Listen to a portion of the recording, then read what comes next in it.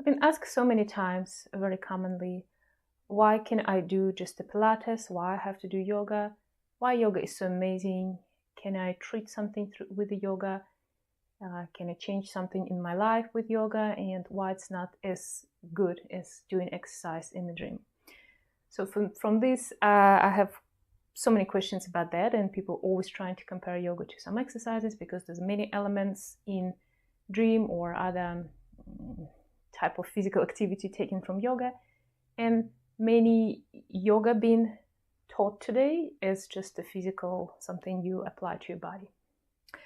Maybe something to change your breath a little bit, and some people talk about pranayama and they're doing breathing technique, but sometimes they're not aware what they're actually doing. In the same time, people or some yoga teachers avoiding calling the prana or energy, and just trying to minimize it to terms like a breath work, breathing exercises, and there's even whole series of new exercises come out and techniques in schools which only teaching you how to breathe. I think there's one of them is holotropic breathing and so on. So there's so many different things, and why we should do all these things. Should we do it with yoga, on top of yoga, or should we just do yoga and it will all include that? So to start to talk about these type of things, which is very confusing for people who haven't done training, haven't done deep dive into the yoga science, and didn't talk to gurus, teachers, didn't read a lot of sources about that. For them, it's confusing. So I'm going to look into this book, Prana Pranayama, today. So, I'm not taking it from my head. I'm not imagining things. And so this book is from the Bihar school. That's the school, the lineage I've been trained with. And they have a lot of different series of books. One of them is Prana Pranayama. So here we just start with the very beginning, looking at what is the prana. And I will read something, so I'm not saying something from my head, and it's very well written. And then we'll talk about these little aspects. So what is the prana? So pranayama, it's the breathing exercise. That's what you know. And that's what I do teach. And pranayama, it's mean taking control of your prana, or some people translated it like eating the prana or absorbing the prana, or mastering the prana. And the prana, that's the word that, the root of the pranayama. And we will look at that. So what is pranayama? It's the very first chapter. What makes any motion possible? The blink of an eye, the budding on a flower, the splitting of atoms, or the fall of a meteor. Thousands of years ago, the yogis living in the shadow of the Himalayas fathomed the inherent quality of motion in creation, and they call it prana. So here it says that thousands of years ago, the yogis discovered something and they call it prana. One man roughly translates the word prana as energy or vital force. The word prana assumes the quality of livingness. From the yogic point of view, the entire cosmos is alive, throbbing with prana. So here they're trying to tell you that everything that's happening alive, and then we're going to touch about that aspects which not alive as well, it's possess some kind of form of energy. And these energies that been noticed, how we can do something in this world, blinking the eye or moving, or tree fall down, all these things, you can describe them as a normal physics law, but everything behind of everything, we have the life force or prana. And this prana is everywhere and everything, and it's come in the universe by itself. And you can pinpoint it, for example, on the earth and separate people, or in the body and in separate parts. So this prana is everywhere. Prana is ever present in every aspect of creation. So the prana is something that we don't create or will not be destroyed. Like you cannot use all your prana. You can suppress it, don't use it or overuse it, but you cannot destroy it. Yeah, that's what I'm trying to say. The prana within every created object gives existence in material form, whether it's a planet, an asteroid, a blade or grass or tree. If there were no prana, there will be no existence. If prana were withdrawn from the universe, there will be total disintegration. All beings, whether living or non-living, exist due to prana. Every manifestation, creation form part of the never-ending matrix of energy particles arranged in different densities, combinations, and variations. The universal principle of prana may be in a static or dynamic state, but is behind all existence on every plane of being from the highest to the lowest. So here I just described what I told you before, that everything exists because of the prana and arranged and behave in particular way. So we have atom of hydrogen and atom of carbon, and they have possess different properties, and it's just described by physical properties or the chemistry. But they also have this, the particular electrons tend to do something because they possess the prana, the energy. And some people really trying to equivalent it to geomagnetic force or biomagnetic force of the human body, because everything is charged. You know, if you will touch this particular bulb and it might shine, it's from your energy. Or if you rub your hair, it might have static forces. It's not just as simple as that. So it's one of the aspects of the physical materialistic representation of the prana. Prana is the simplest as well as the most profound concept propounded by the seer. The tangible strength that enables the movement of one's hand is prana, and the intangible force invoked through a complex fire ritual is also prana. The wind blows and the river flow because of prana. Aircraft, trains, and cars move because of prana. Laser beams and radio waves travel because of prana. Every object in creation is floating in the vast, all-encompassing sea of prana and receiving everything they need to exist from it. It is said in one of the sources, Katha, the whole world, whatever there is, vibrates, having originated from prana. The cosmic prana, also called Maha Prana. Maha is kind of like greater or the bigger in yoga. So the prana, Mahaprana, the cosmic prana, came into being at the time of creation.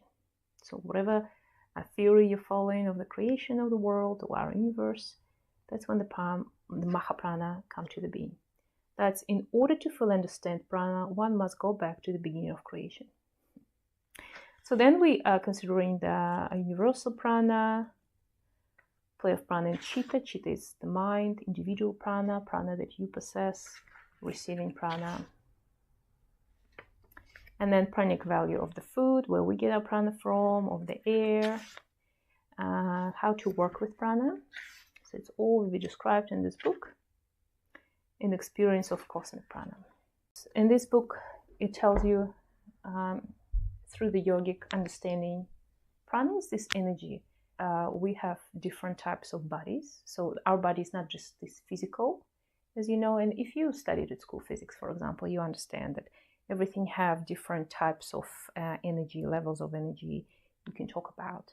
As I told you, for example, our Earth, it has physical values. It also have geomagnetic properties. We also have heat-cold type of energy in it. Sound, you know, and the light energies and fields. So it's all will have different kind of properties, and they arise from different reasons. And same with other bodies. So our body, it's not just the physical barrier, the atoms collected together in the molecules, creating the tissues, the nails, the hair, the bones, wherever we are there. That's the beauty of the yoga. We're considering our body as it is in the creation, including and the prana, so your energy body, and all this related to that. So that will be all your chakras, nadis, channels, all this kind of stuff. Then you consider it different levels of the body. So for example, when you're thinking, you have thoughts in your head, ideas, memories. So all these aspects, it's not just something that's sitting on a flesh tissue of the brain or whatever it is. So if you biologist, you understand. It's something which beyond that, on top of that. Yeah. So, for example, I have my thoughts in my mind. In the same time, I have my back voice talking to me. If I'm a scientist and I open my brain or look at it, I cannot show what it is, and I cannot show where it's come from and where it's disappearing. Is it existing at all? So in yoga, we describe in all of these aspects, and we talk that yes, they exist, and we explain. It's very well explained in all scriptures where it's come from and where it goes. So your mind, it's your thinking body, the mind body. Then you have the emotions as well. They're a little bit separated. And the emotions kind of more, we feel it around the belly and the heart. Depends on the emotions. Sometimes they go even down below. And those emotions, are they fears or love? You can be thinking in the head one thing, like I want to feel, for example, love, but your body will feel the fear, and you will be or consumed by this feeling, or your mind will overcome, and you will calm yourself down, and on the physical level, you start feeling the love. So that's all exists. And we differentiate all these different bodies, the koshas as well on top of it. So the prana body or the energy body, which you directly work with in your yoga class, will be the kind of second body. So the first body will be our food body, the simplest, the more growth. So that's just the molecules of what I eat, and I created my body through my exercise or activities, and in a simple way. And the next level will be my energy body. So that's not just like heat and cold, which you can feel from me, electrostatic, magnetic, some kind of properties. But it will be this actual prana which exists in the universe and in me as part of it. And some of it will be connected to this universal Mahaprana. Some of it I will create it through my practices, through my fears or my love. And some of us, if we good practitioners in yoga, we can even control this prana, so we can direct it in a particular part of the body or in somewhere else, or we can direct it to somebody else. And some people do this, they do healing of other people through that. So all of that, it's about the prana. And when you practice yoga, that's when you're not creating this prana body, it's already there. So it's like everything already there exists. So we're not inventing something in yoga. So you do not become enlightenment through creating enlightenment in your body or changing your body somehow. You just remembering how to use it or control it. So same with the prana. So you already have all the chakras, you already have the channels. You're not like creating them through yoga practice. You're rediscovering that you remember how to use them, and you start feel it and you start control it. And by the energy of your mind, you can use your prana and control it and activate chakras, channels, whatever you are interested in doing. So that's the difference between like physical exercise and doing yoga. So when you go to your physical exercise, we'll come back to the main question. You go to gym and you apply whatever energy you apply on particular physical aspects of your food body. For example, I want to work on my shoulders, so I'm going to work on my tissues, the connecting the muscles, or actually building up the muscles. So I'm going to take weights and do specific repetitions, or I'm going to stretch it after. So I'm going to stretch those ligaments and the muscles as well to remove toxins and create flexibility in the joints. That's not what we're doing in yoga. So when you're doing in yoga your asanas practices, you will take particular positions of the body. It could be something on your shoulder, for example, or something you want to strengthen your shoulders. And the physical aspects will be the result of your applying, changing your energy body. So in yoga, first and the most, when we do asanas, we changing the energy, your prana body. And through that, it will affect your physical. So you will not, like in the dream, I'm going to do this particular push-ups, and in 1 month I have this particular result. In yoga, you will practice yoga, and it will affect in any different aspects of you. Energetic, particular chakras, or your mind. Sometimes you'll create more connection to your spiritual bodies and so on.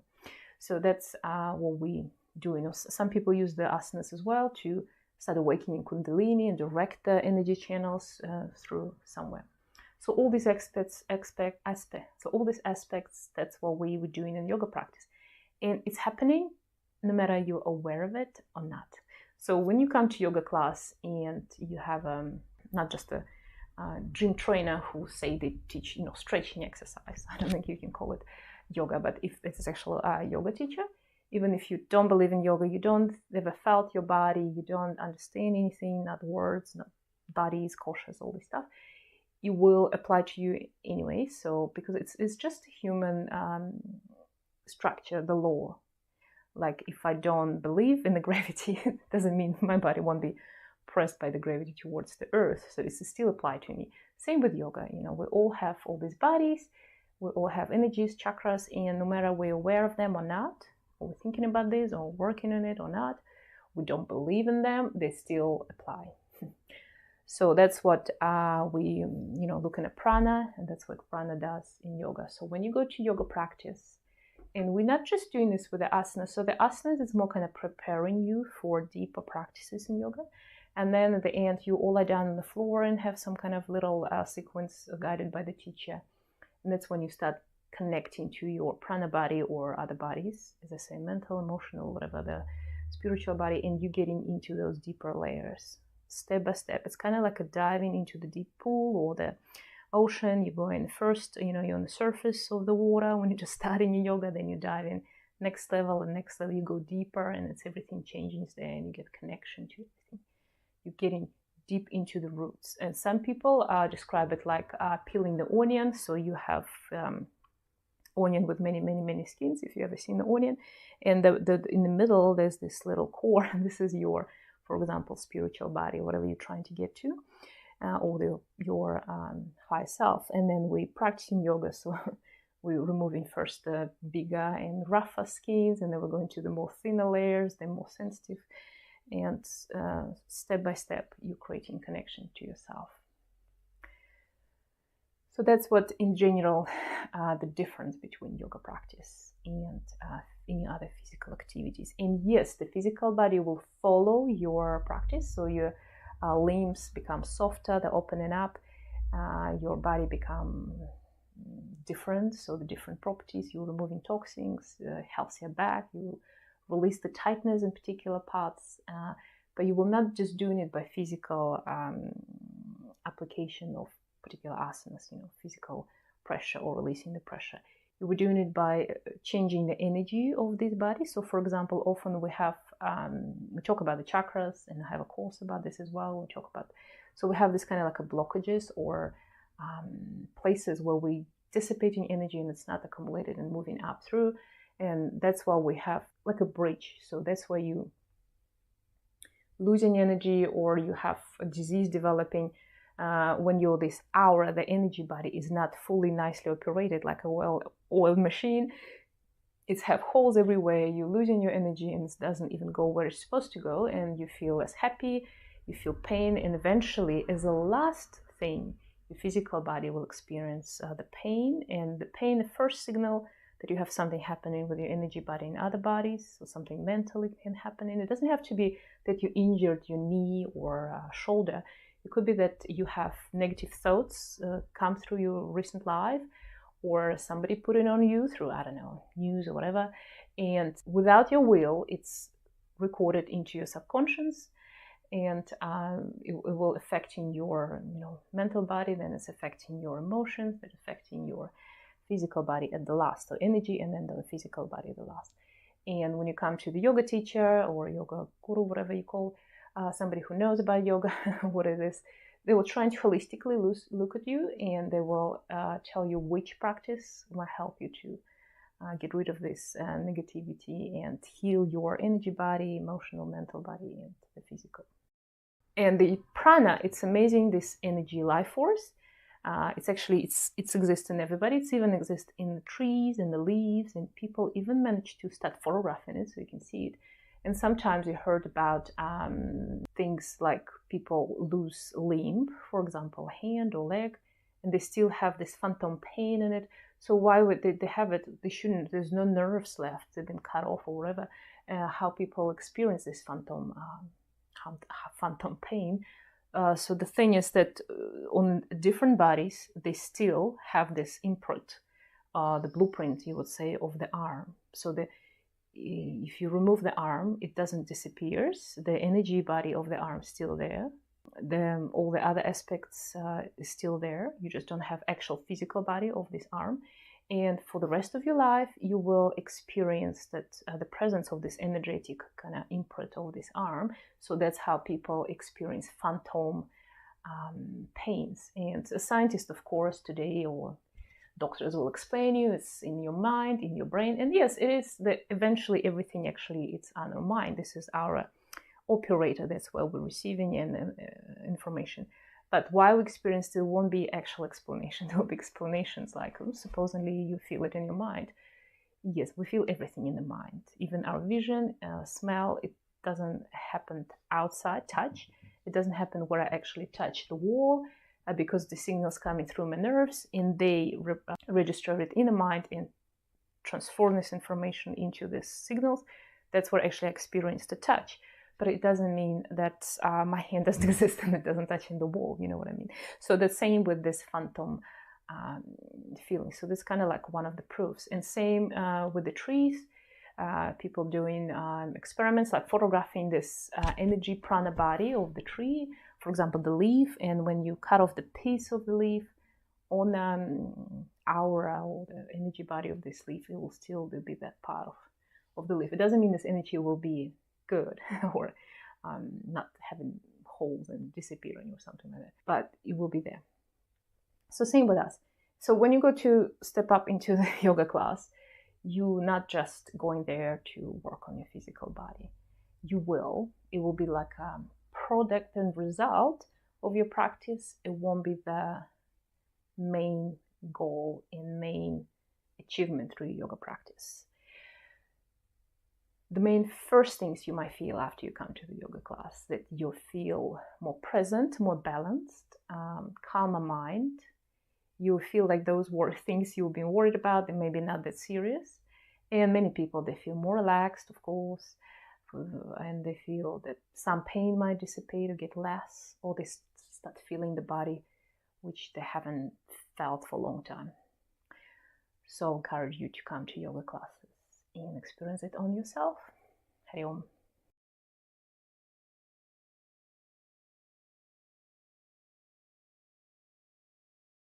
Hari Om. Let's continue to our understanding of the prana. And that's what I cited from Prana Pranayama book, the Bihar school. So today we looked at the term universal prana.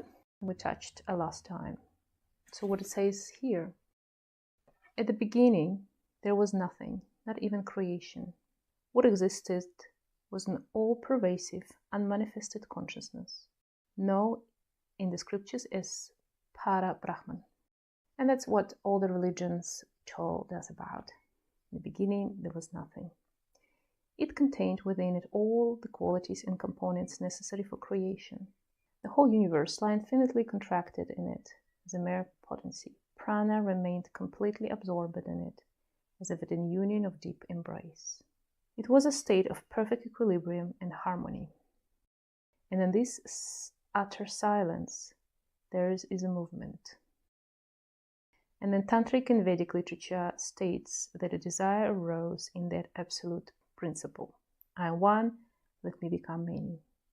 This primal energy, called Mahaprana, is variously known as Maha, Shakti, Mahamaya, the cosmic creatrix, or the cosmic mother. Prana was never separated from consciousness. It existed eternally as a potential in consciousness, but now it assumed itself. So before, when there was a nothing, there was a prana, Mahaprana in the consciousness, and then it started realizing itself. Thus, energy and consciousness become to interact with each other. The awakening of Mahaprana was like a self-projection of the I-ness, of the infinite consciousness.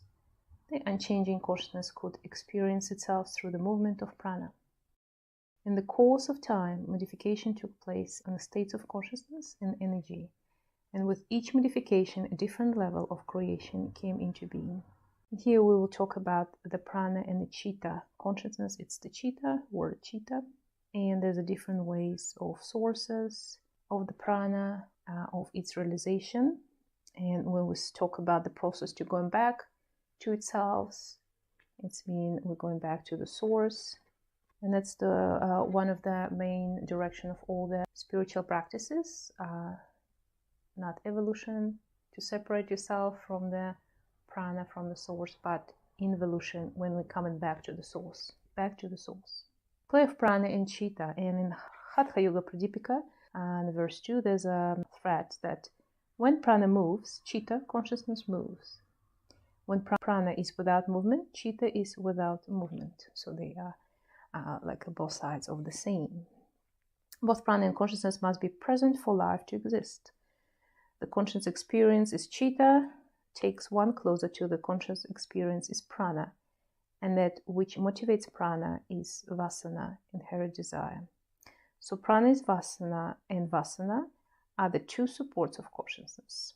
A living being is called a prani, one who has prana and thus consciousness. It is not that consciousness is the cause of existence and prana the result, nor is prana the cause or consciousness the result. There are two aspects of existence which determine the nature of everything. The consciousness here says being, awareness, knowledge. Prana is becoming, manifestation through motion. Consciousness is a dormant experience, whereas prana is the active principle of manifest energy. They are the two eternal principles that are the basis of the macrocosmos and the microcosmos.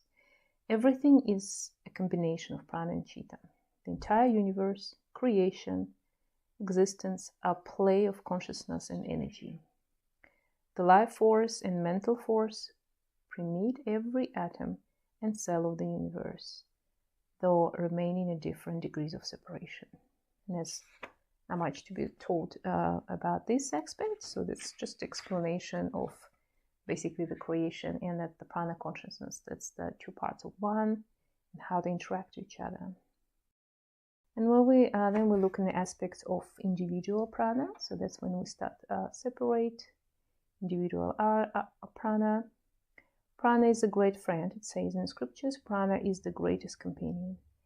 A Fei one, there is no closer friend in the universe than prana. And all beings are composites of prana, which gives them life and existence. Some persons are more successful, commanding and fascinating than others due to the level of the prana. In the Prana Pranayama explains that prana springs from the Atman and it's inseparable from the self as the shadow for one who casts it. And often the prana translated as the breath, and that's what commonly we use it today, pranayama or the breathwork, you know that.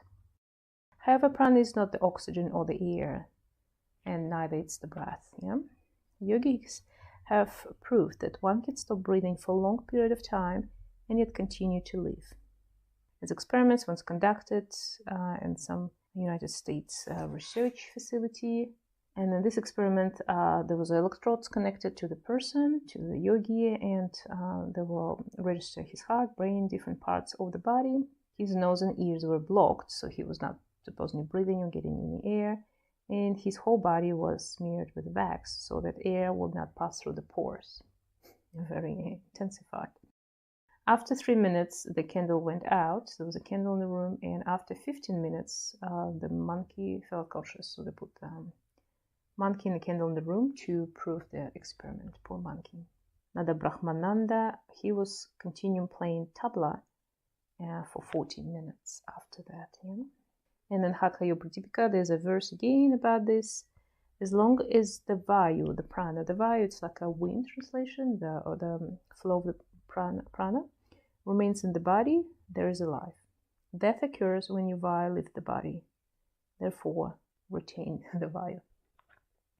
So we have prana in everything and we have conscience, and the prana need to be moved and observed, yeah, by our conscience, awareness. And when we practice yoga, we start, that's what we're doing most of the time, 90%. We're not working on our physical, we do, but as I say in the previous talk, that we waking up and learning to control our prana and use it for our benefits, for lives, for healing our physical body, change it, modify it, calm down our mental body, or change our emotional body, kind of changing our psychology, psychiatry, and feelings. Prana is used as the main kind of instrument in yoga, but everybody has this. Everybody has it like a given, but some people have dissipating prana, so like escaping, running away prana through some activities they do through life, and that's where the disease is coming from. In a yoga practice, and you feel it straight away after first yoga practice you're done, even a short one or long one, doesn't matter, you feel this prevailing presence and energy and sensations that you do not need to get prana from somewhere else, from the food sources or go to the forest for oxygen or something like that. So we learn to recognize the prana that already exists in us, given, and connect to the source of it and start using it properly. So prana is the dynamic principle within everything. Everyone is born with a certain quantum of prana, but the quantity and quality change continuously as one goes through the life. That's what I said.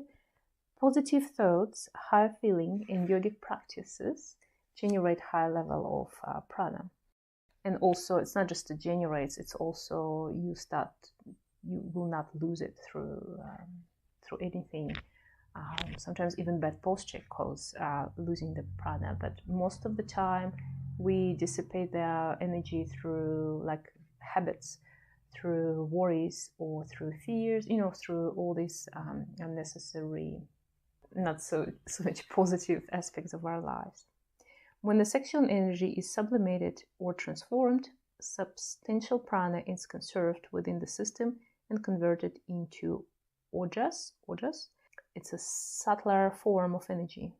A yogi stores an abundance of prana within him, just as batteries store electricity.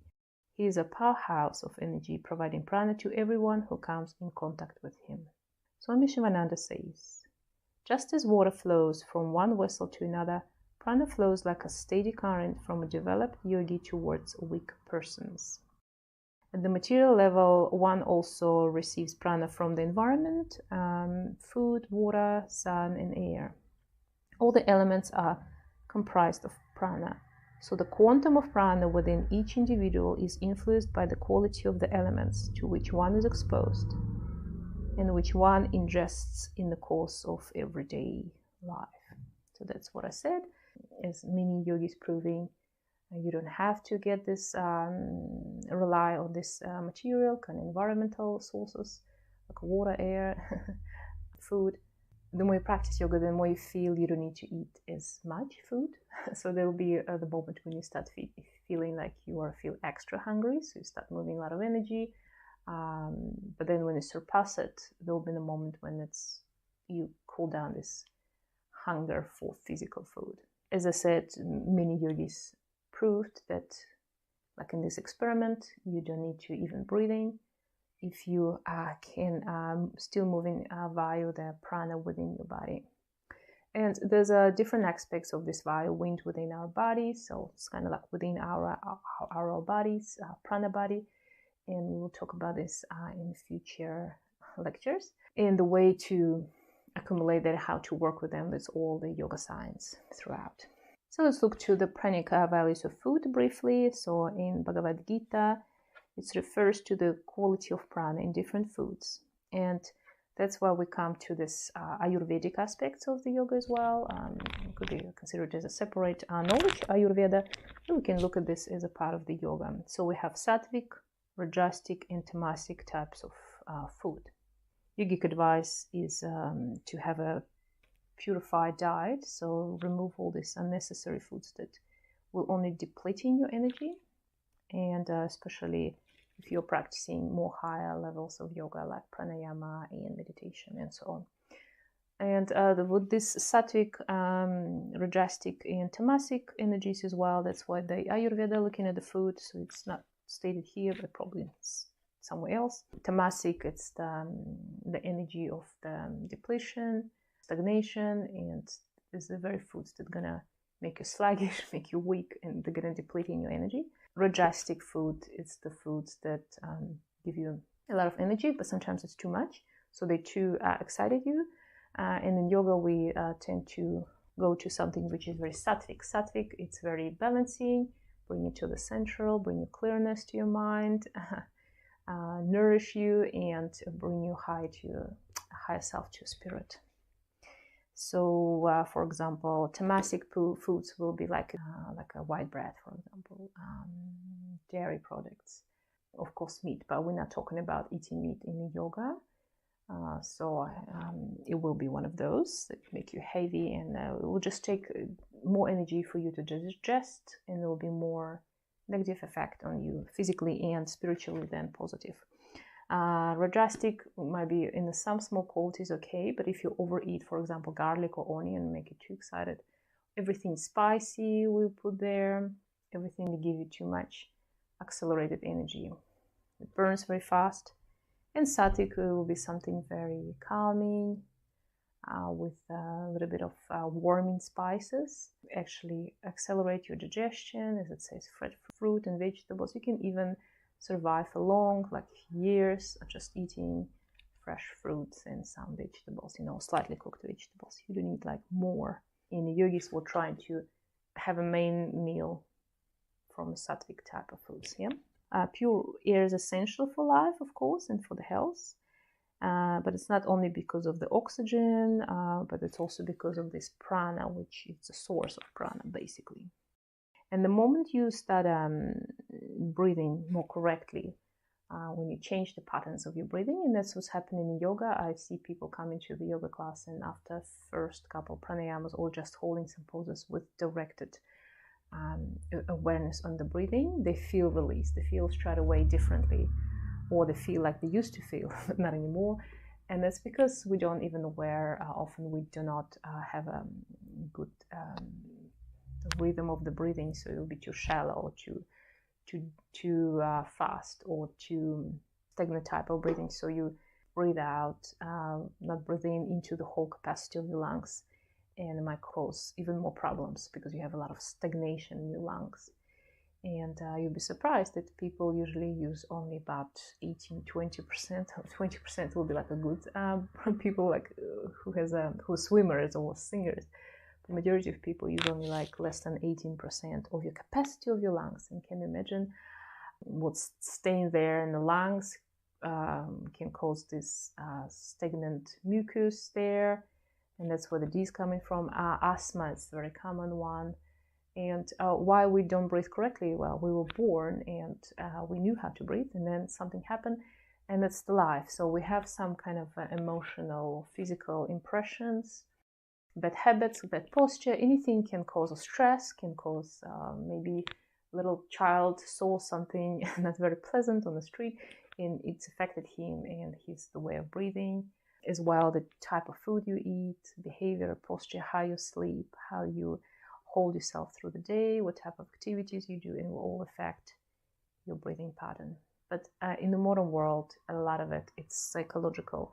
What we are thinking, what other people told us, and what we think we expect to do for other people, or how we're supposed to behave.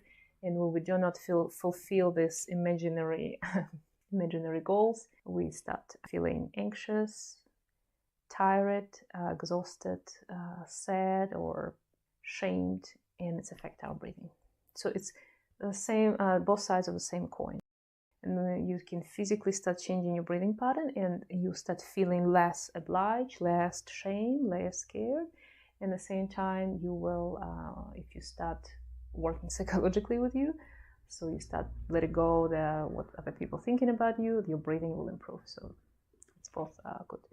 And the very good start is to start going to pranayama classes, yoga classes, yoga sessions, and you just practice this in the class, controlled with the teacher, in a very quiet, peaceful environment. And your body will remember that on subconscious and physical level. And through the day, even you still exposed to the stress, your body will tend to bring it to this more peaceful, calmer condition when you can breathe deeply and more correctly.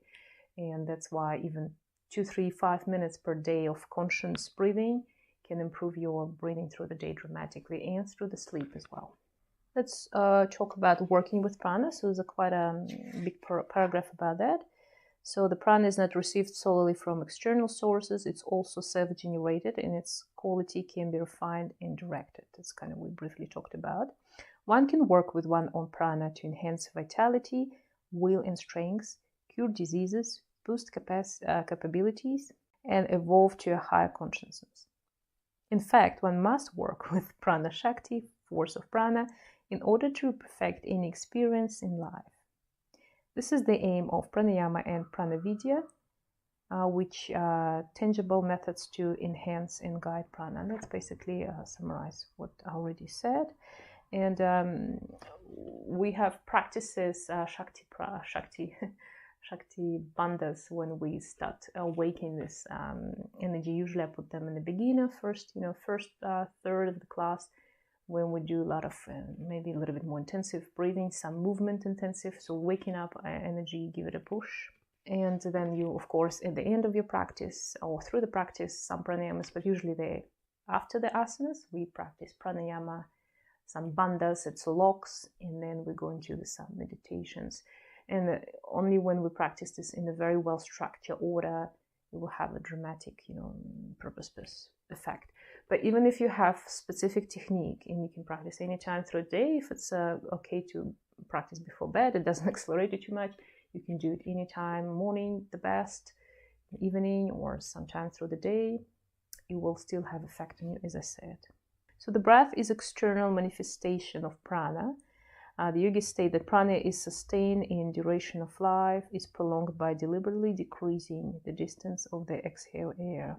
Based on this fact, they devised a technique to measure the prana expended during different actions. They stated that the pranic outflow can be gauged by observing the length of the exhalation during different actions. The longer the air current, the more prana is utilized. The average length of exhale air is 12 digits, 9 inches, while singing the length will become 16 digits, 1 foot. Well, basically, the singer, they have a little bit longer capacity, while eating 20 digits, while sleeping 30 digits, and while performing physical exercises, it's much longer. Maximum prana is utilized by the brain. If the brain is not supplied with sufficient prana, the mind becomes restless and disturbed and constantly divided into negative thoughts. So that's another aspect. And so the breath is gross and prana is subtle. The two are connected. And it says here you can influence the level of your prana with the breath. That's what we're doing. Working with the breath, and leads to pranavidya, inner knowledge or experience of prana. So that's kind of like a vidya of prana, like you are aware of the prana within your body. You're aware what's happening with this, you're aware where it's dissipated, you're aware how to control it, how to move it in particular parts, and this kind of sorts. Significant outcome of pranic awareness is that one is able to gain control over the mind. So the moment we control and aware of prana, we can control our mind as well. Because majority of the problem comes to us, even on the physical level, it's from the mind. The mind is screwing with everything else in our body. By developing sensitivity to prana, one becomes more aware of the subtle forces of the mind, which arise in the form of thoughts, feelings, emotions, responses, impressions, symbol, and knowledge. Prana is grosser than the mind and hence easier to control. So we are using the prana. That's where I start today talk with in yoga to and affect our physical body, and control, heal it, change it, and to affect our more subtle aspect of ourselves, thoughts, emotions, and the spiritual being. So the prana and breathing, it's the easiest way to do it. Yeah? Not for some, but the moment you start practicing yoga, it's all come to you. And the last aspects of this chapter about the prana. What is the prana? It's the experience of cosmic prana. The individual prana within each being is a part of the cosmic sea of Mahaprana. But until this truth is realized experientially, one sees oneself as a separate from the rest of the universe. So it's a very important part of the yoga science that the moment you separate yourself from everything around you, from other beings and from the universe, from the air, you don't realizing that you are present here in the space which present here as well. So together, our breathing When we're in a room with somebody or just by ourselves, we're exchanging the air in the room with ourselves or the living beings or the other person. And it's not just we exchanging the breath as the oxygen and combination of the atoms and molecules. We in gases, we exchanging the energy, vitality, thoughts, desires, fears, and all these sorts. The moment you start realizing and feeling this, you will understand yourself better when you're in a group of people, when you're by yourself, how to calibrate yourself, how to not be driven by somebody else's ideas and opinions, desires. They might even not tell you this, but you will feel the desires.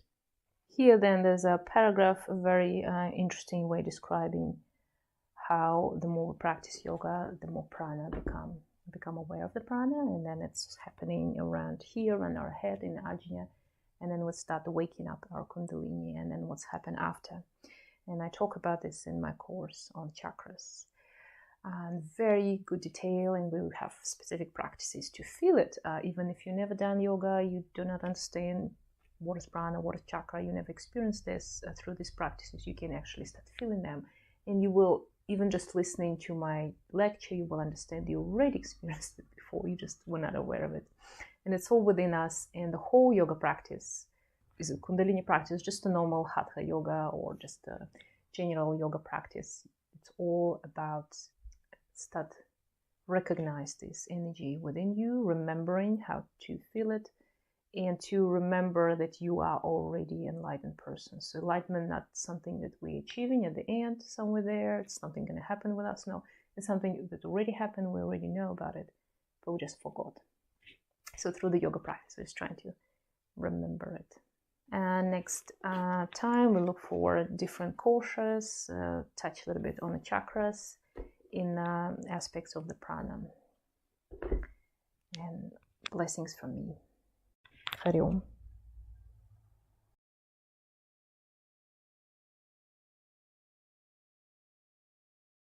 Hari Om.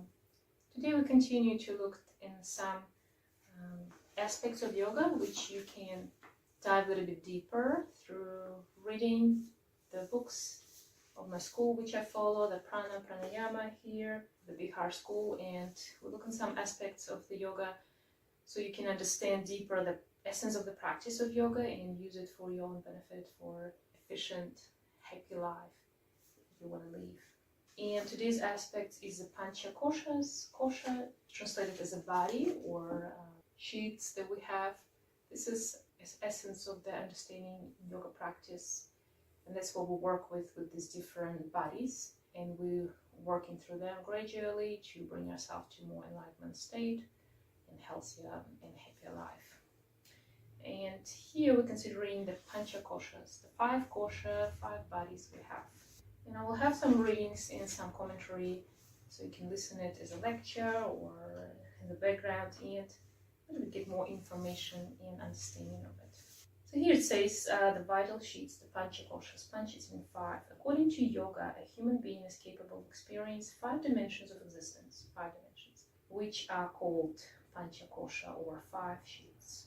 They are the 5 spheres in which a human being lives at any given moment, and they range from gross to subtle. And they are Annamaya Kosha, Pranamaya Kosha, Manomaya Kosha, Vijnanamaya Kosha, and Anandamaya Kosha. So the 5 these aspects, and they the same, they're coming from the growth, so more physical, into the more subtle, more spiritual, energetic one. And we already talked about this before, so one of the main body we have here and experience directly is the physical body, which we get used to think about ourselves as, and it's the first one. The first sheet or level experience is the physical body or Annamaya Kosha.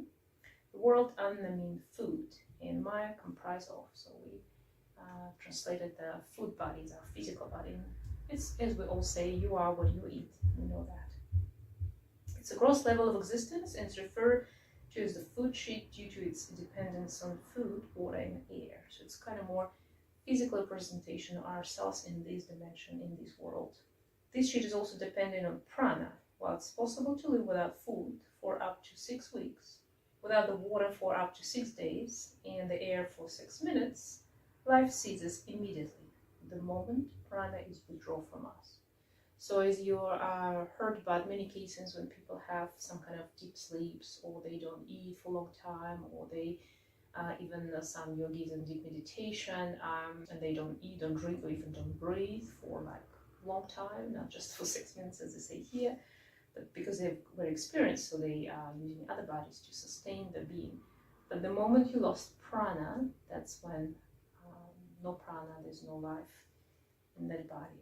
Physical body is the one which you directly affect, and we do a lot of practice in yoga. We directly do asanas to directly imply energy through tightening some muscles or releasing the muscles, taking positions, and by cleaning the body, putting oils, by taking food, not taking food, breathing out. So directly affecting this body, massaging it. So this is all about the physical body. And as I said already, the energy body, the next body will depends and influence your physical body. So the kind of most gross will depend more on more subtle bodies ones. But at the same time, applying some kind of pressure, or just taking asana, for example, we can affect other bodies through the physical body. So you can use it both ways, yeah, in both directions. And second sheet is the Pranamaya kosha. We talked about this a little bit because we talk about prana, the energy field of the individual or the person. The level of experience here is more subtle than the physical body, which is pervades and supports. And that's what I just said. This sheet is supported in turn by the subtle koshas. So over the Pranamaya kosha, there's the next, the Manamaya kosha, and then it will be the one that directly affect the Pranamaya kosha. Together, the physical and pranic bodies constitute the basic human structure, which is referred as Atmapuri, city of soul. They form the vessel for the experience of the higher bodies. So because we in this world, we tend to think about this like a three-dimensional with a four-dimensional time world, physical, we have walls, we have laws which apply to us, and we have these particular bodies here, and here it says that these ones in combined with prana body, pranamaya body, will give us this the main physical through main essence through which we experience this world, yeah. And usually that whatever is beyond, it's still affected here, it's still here, but it's on different levels, and we're not every day kind of consciously aware of it. And some people through the life they're not aware of it. They're not even aware of the prana body, which is a little bit scary, yeah, because prana body is the main essence of your being. Yeah? The Pranamaya kosha is the basics for the practices of Pranamaya and Pranavidya. It also described as the pranic, astral, or etheric, or etheric counterpart of the physical body. So whatever people talk about, astral body or aura, like we have these colors of the aura, in the old scriptures of saints, for example, I don't know, like Jesus or his apostles, they were drawing these things around the body, so that they were drawing the astral body or the aura or the actually Pranamaya kosha. So now when you go to church, you can differently see what they depicted there. It has almost the same shape and dimensions as the flesh and blood, so my physical body, although it's capable of expansion and contraction. And in Taittiriya Upanishad, translated here, that verily besides this physical body, which is made of the essence of the Buddha, there is another inner self comprised of vital energy by which this physical self is filled. Just as the fleshy body is in the form of a person, accordingly this vital selves in the shape of a person. Let's just say that this is two essence of the one.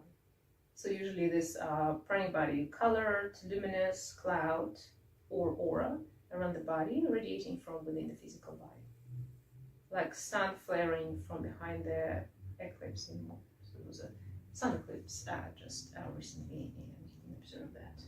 Even though the sun itself is just this molten material, yeah, hydrogen, nitrogen, we can see it in a red circle, sphere, but around it there's a lot of all sorts of energy, and we call it the sun winds, sun energy. It's affecting us, radiation, affecting our headache, affecting our processes on our planets. Even though we're so far from the sun, similar with the human, the sun is just like one of the high levels of the human soul being. So you physically materialize yourself, energetically, pranically. There's also other more subtle aspects of the sun which we're not aware of, but it's still affecting us. Yeah? And actually, people, it says here, the Kirlian high voltage photography can show the prana, and there's a lot of experience done when people photograph the hand, for example, and you can see this aura around the arm. Photographed the leaf, for example, of the tree, same.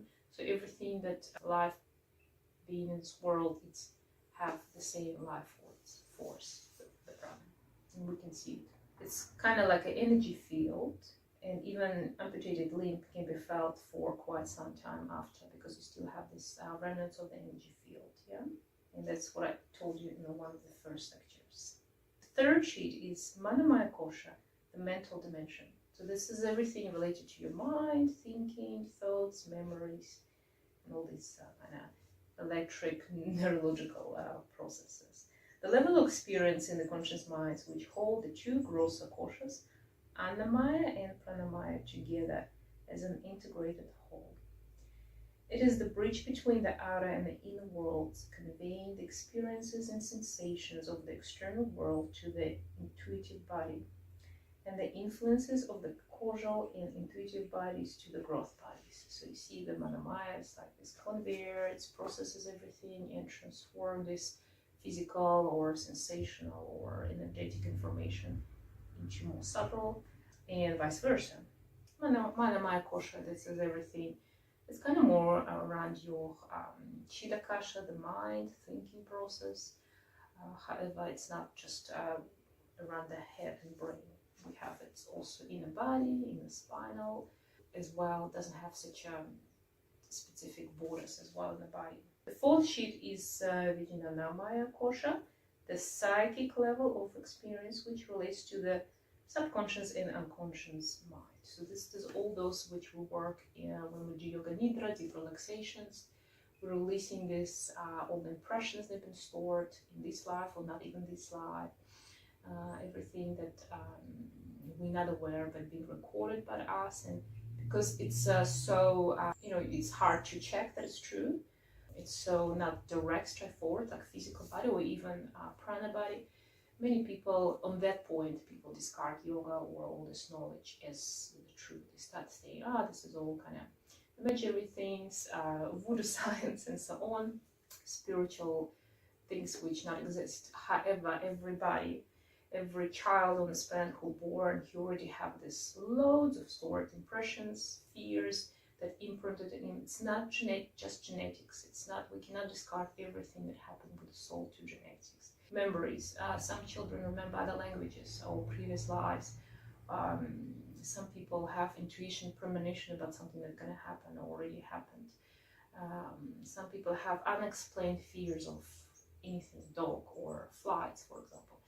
And through yoga, we can directly release it and understand where it's come from. So it's again this realm. If you don't believe in the gravity, as I always say, it's not apply to you. You cannot go and jump from the cliff thinking, I don't believe in gravity, so it's not going to apply for me this time. No, it does apply to you no matter where you are and what you believe in. Yeah? So this sphere pervades Manamaya Kosha, but it's subtle than it. So it's another level that's on top of it. Vijnanamaya Kosha is the link between the individual and universal mind. So we're already getting into this more deeper connection to this universal mind, to the you can call it God or universal existence. Inner knowledge comes to the conscious mind from this level. When this sheet is awakened, one begins to experience life as intuitive level, to see the underlying reality behind our appearances. This leads to wisdom. So that's the one, the body which you become very tuned, what will happen. Many people, without knowing that it's happening with them, start experiencing, you might experience all this awakening of this body through your birth. You don't have to practice yoga to do it. And some people have to practice yoga for many, many years before they get to this level. We're all different. But in the same time, sometimes people think that it's something wrong with them. They might, some mental disease can develop because they don't understand. They start having fears. They think it's all some kind of premonition or they're going crazy. And they just need to find a good teacher, guru, who can explain them what is what, where it's come from, and how to deal with it, how to understand it, control it, maybe use it for your own benefit, or don't, So there's many aspects of that. The fifth sheet is Ananda Maya Kosha. And Ananda, it's this higher self, the level of bliss, and this is causal or transcendental body. And it's the most subtle prana.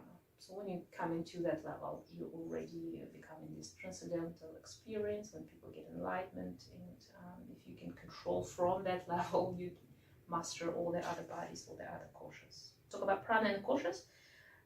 All the 5 sheets are pervaded by prana, and it's nourish and sustain them and maintain the appropriate relationship. So the prana is kind of like a blood, blood within our body, in the physical body. It's bringing nutrition from one point, remove the toxins from other, and clean stuff. So without the blood, we cannot operate properly. It will be just a number of different tissues which are not connected, not working together as one. Similar, the prana, that's how I see it in connecting all these 5 koshas bodies. How prana operates in between the koshas can be understood by example of the gear shift in a car.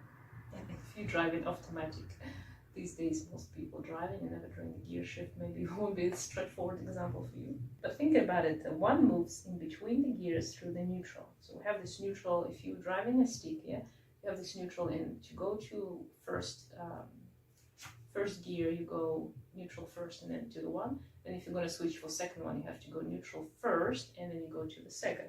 So that's what's happened. I'm showing with the left hand because in New Zealand we drive on the left side and we're using the left hand for the gear. One moves in between the gears through the neutral. The car is also stopped and reversed by first putting it into neutral. Neutral is not a gear. The gears are the first, second, third, fourth. Reverse. Yeah? However, without the neutral space in between, one cannot shift from one gear to other. The same principle applies to the koshas. The pranamaya kosha is the neutral space, allowing one to move from annamaya kosha to manamaya kosha, from manamaya to vijnanamaya kosha, and so on. One must use the faculty of prana shakti in order to move from any one state to another. Therefore, the dimension of energy is like the neutral space in the gearbox. Activation with activation of prana 1 gains access to the physical, mental, psychic, and spiritual dimension. So the prana, control of the prana, and that's why we spend so much time in yoga working on the prana, and we always use it in all other deeper practices. We start with prana. And that's the great advice for you. If you don't even practice yoga, don't even understand what I'm talking about, you want to do something and you have panic attack, or opposite, you feel too excited or too sad, or overwhelmed with thoughts, or opposite, too depressed, we always suggest, and even people in psychiatry knowledge suggest you to bring your awareness to the breath. So start first watching your breath, and then a little bit change it, control it, and then you can release this whatever blockage you have right now. It could be spiritual, mental, physical. Yeah. Same when you're exercising, we're using the breath to go deeper into the asanas, to release the muscles, to slow down, to control. If you, for example, competing in any sports, without proper breath work and understanding how your breath helps you in particular culminative situation, when you could be just because of stress or something, you can lose the breath and everything can go wrong. If you master your breathing outside of the practice, when you're in a practice, it will come to you naturally and you will more efficient.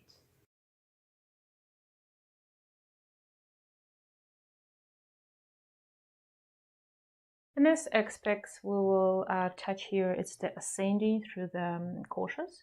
So if you think about what is yoga, apart from what you understand about yoga, if you only understand it's on the level, let's release the body, making the body more beautiful, flexible, strong, healthier.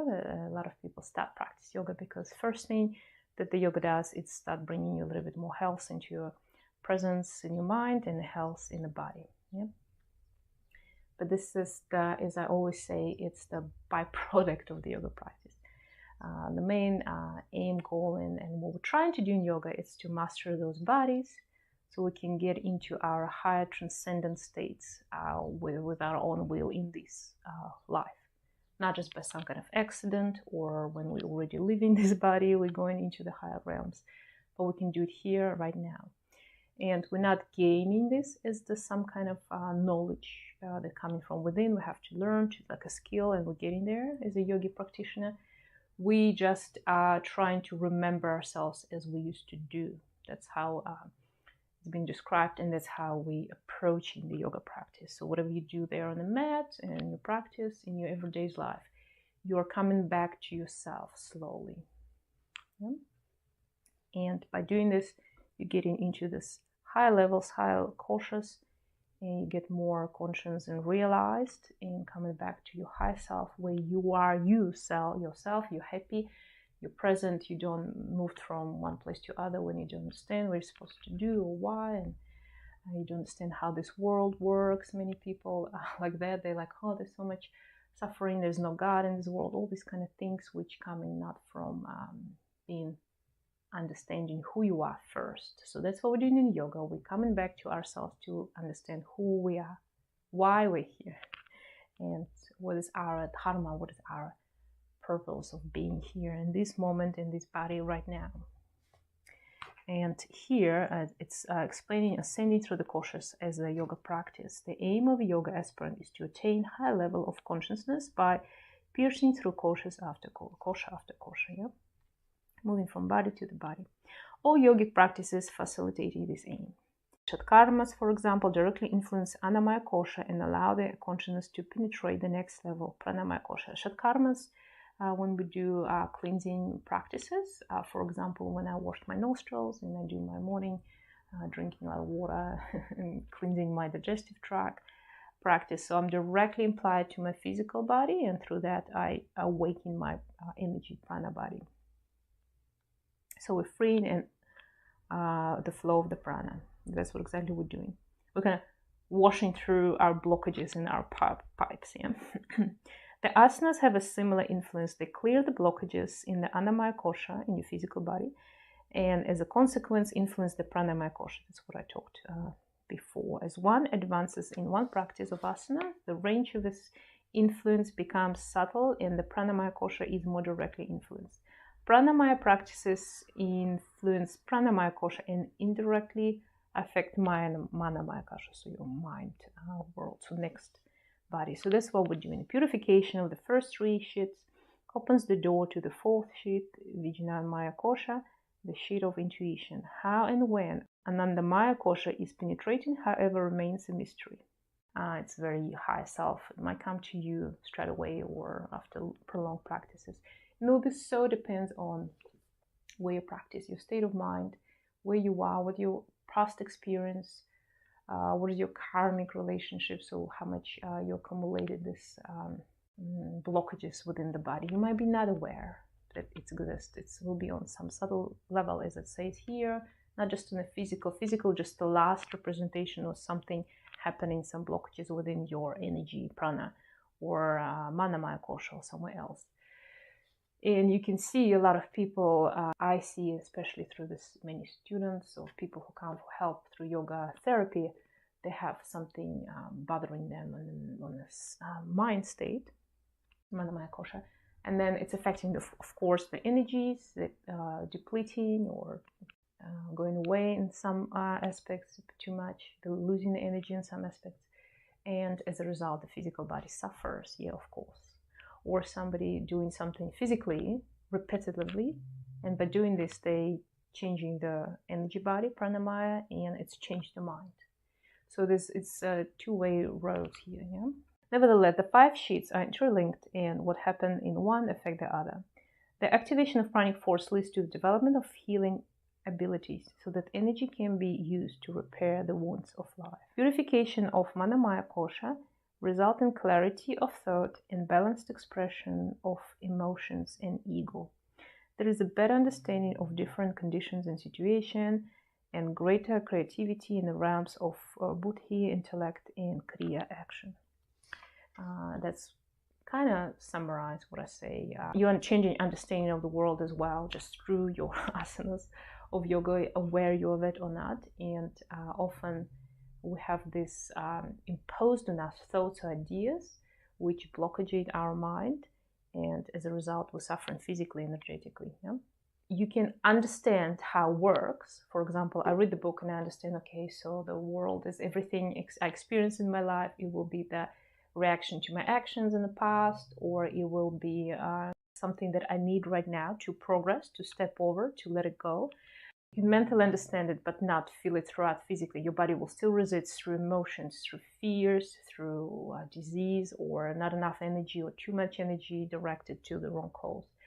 And that's why the yoga comes from, because here you cannot just have one or just understanding and everything gonna work out, or just I physically work on my body and everything gonna fall into place. No, you have to approach very holistically and together. When Annamaya and Pranayama are cleansed, there is no longer any barrier between them and Manamaya. So physical energy body we cleanse. We can do it physically as well through the practices. And shatkarmas, 7 shatkarmas in yoga directed to that. And the mind will become clearer as well as a result. Mind, body, and energy can work in union, and that's what will come to bring you to Vijnanamaya Kosha. When the psychic sheet is accessed, concentration becomes refined and the deeper mind comes to the surface. The psychic experiences and extrasensory perception manifest, and deep-rooted samskaras are purged. So samskaras is this impressions that accumulated through these or past life, or when your mother was pregnant with you, or through sometimes when you're unaware you collected some impression. Like I was asleep, for example, and something happened, but I heard it, and it been imprinted in my mind and caused a fear for the rest of my life. Or something happened when you were a child and you don't remember that, but doesn't mean it didn't happen. Or we did something in the past life and it's affecting us here. We bring all this baggage with us here. So we call it samskaras. And to the kind of absolute aim of the yoga, we're trying to cleanse slowly from this, untighten these knots, so become pure central ourselves with just pure existence without all these interconnections, thoughts in the mind, which confuses us and want us to do something we don't need to do, yeah? Not what we truly want. So deep-rooted samskaras start releasing this level, and Vijnanamaya Kosha is cleared, creativity becomes inspired, and clarity comes intuitively and effortlessly. At this stage, the mind is actually and truly being emptied and prepared to experience Anandamaya Kosha. And here it shows you that we're kind of moving from body to body, and of course it depends on where you are energetically or through your life experience. Some people straight away very easy go to this high levels of themselves. They might not even aware of it or aware of it. Often it's start coming in your childhood. But some people, as I say, they might spend years and years work with the physical and pranamaya body. Some people can sit with me in the class and they straight away feel the energy, the prana. They can move the prana. They can straight away kind of feel them, direct the chakras, feel them, and feel the rise of energy and stuff like that. But for some people, take longer. So there's no like it's good or bad. Somebody's more experienced or not. No, some person can never done yoga in their life and they will sit and straight away do it. And some people can spend a lot of time traveling with a lot of gurus and go to different ashrams, and it'll take longer for them. So it doesn't matter where you are, how it works with you. And I will advise the more focusing on this cleansing process to start with. You kind of kickstart your practice. The process of gradual ascent through the koshas may be reversed. In this case, the experience of Anandamaya Kosha brings about purification at all the other levels. And this is what we talked about. So we can affect, through the physical body, I can affect my pranic body or mind body, yeah? And reverse, but to do reverse, you need to be a little bit more sophisticated, and it might seem like somebody possessing some healing abilities, but it's just they a little bit more experienced and they working from other direction. So there's no one way to do it. Kosha consciousness, the yogic practice that one selects, should be based on the major koshas in which the consciousness rests. The different levels of consciousness represented by the kosha related to: first, body; second, life; third, mind; psyche, the fourth, and to the self, with capital S, self, yes, higher self. Each practitioner belongs to one realm predominantly among the 5 levels of consciousness based on the state of evolution. And that's what I said. If the consciousness is mainly in Annamaya Kosha, one will identify strongly with the body, as many people who practice, for example, hedonism do. Yeah? You know, this practice when people try to indulge themselves through tastes or sophisticated living condition, and it's they do it through the, like, for example, physical body. Yeah? If the consciousness is in Manomaya Kosha, one will identify with analytical mind. So some people absolutely love to analyze, experience complicated thoughts. Philosophers are usually those type of people. When the consciousness has evolved to the level of Vijnanamaya Kosha, whereas the tamasic and rajasic tendencies are reduced, there is a clarity of cognition based on the intuitive intelligence. Here all experience are seen in the light of the psychic and assume a deeper significance than in its apparent. So these people kind of start seeing the underlying problem release or reason behind the things. Yeah? In the dimension, one begins to experience the subtle expressive nature of higher consciousness. One who identifies with Anandamaya Kosha is a yogi. He has evolved to the spiritual realm where all experience are spiritual experience. It's the high level. The more you kind of gradually moving through this koshas, the happier you become. Even though it seems like if I'm a hedonism, for example, and I'm indulging my physical body presence is this mind, sometimes mental, thinking that I'm good because I'm better than somebody, it will be deep underlying, a very strong sense of unhappiness, which you might not think it's there, but it is there. And this will come from not being satisfied fully as the human being, as the developed human being, on a spiritual level. So you're just covering one of the aspects of yourself as a physical, for example, or energetic, for example. I do a lot of pranayams, I have a lot of prana, but I apply it to my spiritual higher self. And it might not look like, but it will cause you a big, maybe depression or unrealization as a whole human being. One's experiences in life indicate the realm of consciousness to which one has evolved. Time spent on each limb of yoga will vary from individual to individual depending on the kind of blockages and the level of evolution one has attained. And that's what I said. Some people can spend years of trying to master the asanas, trying to start feeling the prana body. And some people doing pranayamas when they were children, not even aware of it. And they could feel the energy rising, descending, and control it or heal something with it. Expert guidance is essential. And that's very important because we're trying to balance everything out. You might have one aspect very developed. For example, my kosha very developed, but your physical is not as much, or spiritual, and it's very good, it's advanced, but it might cause you problems again, because in yoga we're trying to balance everything out. Yeah? Perception of prana in different koshas, and here just listed, it's the last paragraph for this chapter, how we experience different koshas. So the aim of the practitioner who focused on pranayama and pranavidya is to work with the pranayama koshas until the activation and perception of prana become subtle enough to penetrate the other koshas. The techniques of prana vidya train one to perceive and experience prana directly at different levels of subtlety. After the awakening of prana, its flow, form, color, and quality are experienced at all levels. And that's what we talk about. You'll physically feel it in the body. You can start directing it in the body. You will see the color. It will appear to you the color. You will see the color maybe of other people or aspects, energetic aspects.